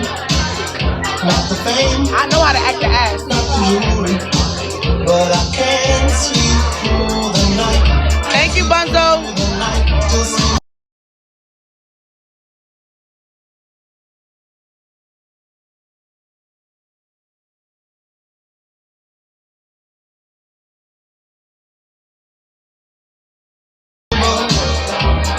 Watch you go.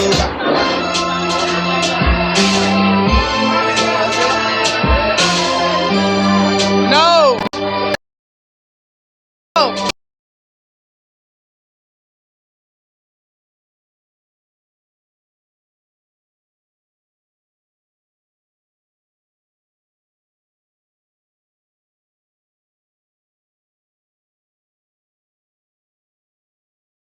I'm trying to sound about it coming back to Sunday. I don't want to learn that. You taking everything I'm nigga off my body.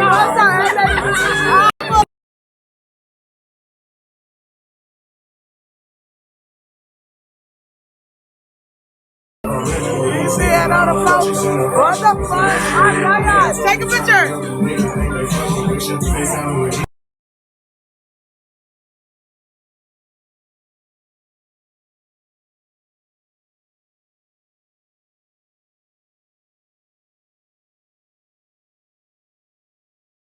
I'm never gonna let her. She won't go party with my love. I never gonna let her. She won't let her.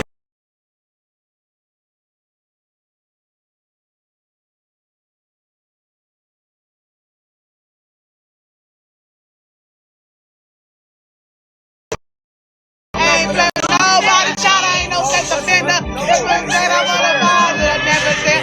I ain't seen my baby in a while. You know that I've been.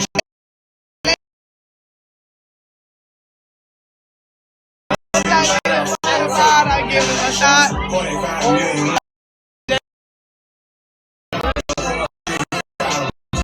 I wouldn't trade my.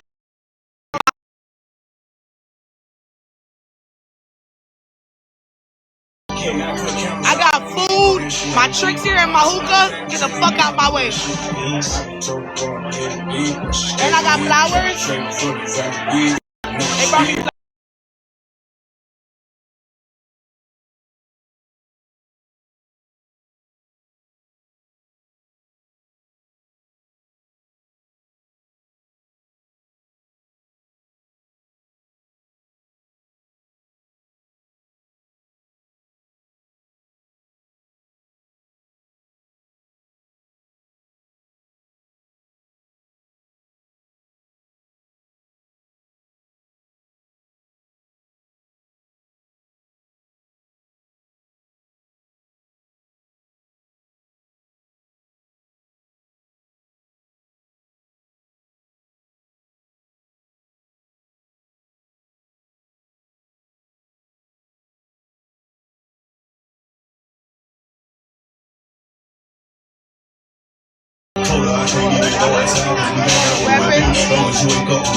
Hey, all of the blessing.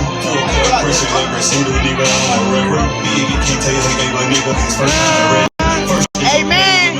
Amen. And I'm going to church, ho. Oh, there's the church window. Nobody in front of God. I didn't let the tears in my baby. I make my own.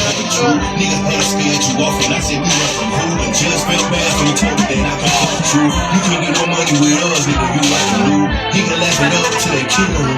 I paid 100 bands for Pluto Chinchilla. It's Glock 40 as a rat and she'll kill you, nigga. I love.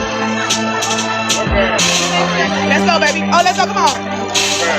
And we got flowers. Ready? And we got flowers. What's up? Oh, yeah. Oh, what's up? Oh, what's up? Oh, what's up? My name's Daisy too. Hi, baby. Nice to meet you. Oh, what's up? Thank you, Bunzo. Oh, what's up? It's my other favorite song too. Listen, I know the lyrics. Then finish the baddest, look at my whole shit the baddest. Yeah, finish the baddest, look at my whole shit the baddest. Yeah, white people that say the belly like a cabbage. 48 shit, so I'm testing ready. I say they better than a lotto. Shit, then you bet this on the Molly on the hoe.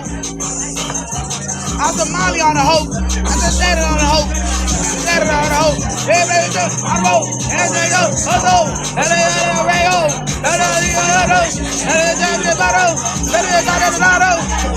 thank you for the galaxy. Listen, this for you.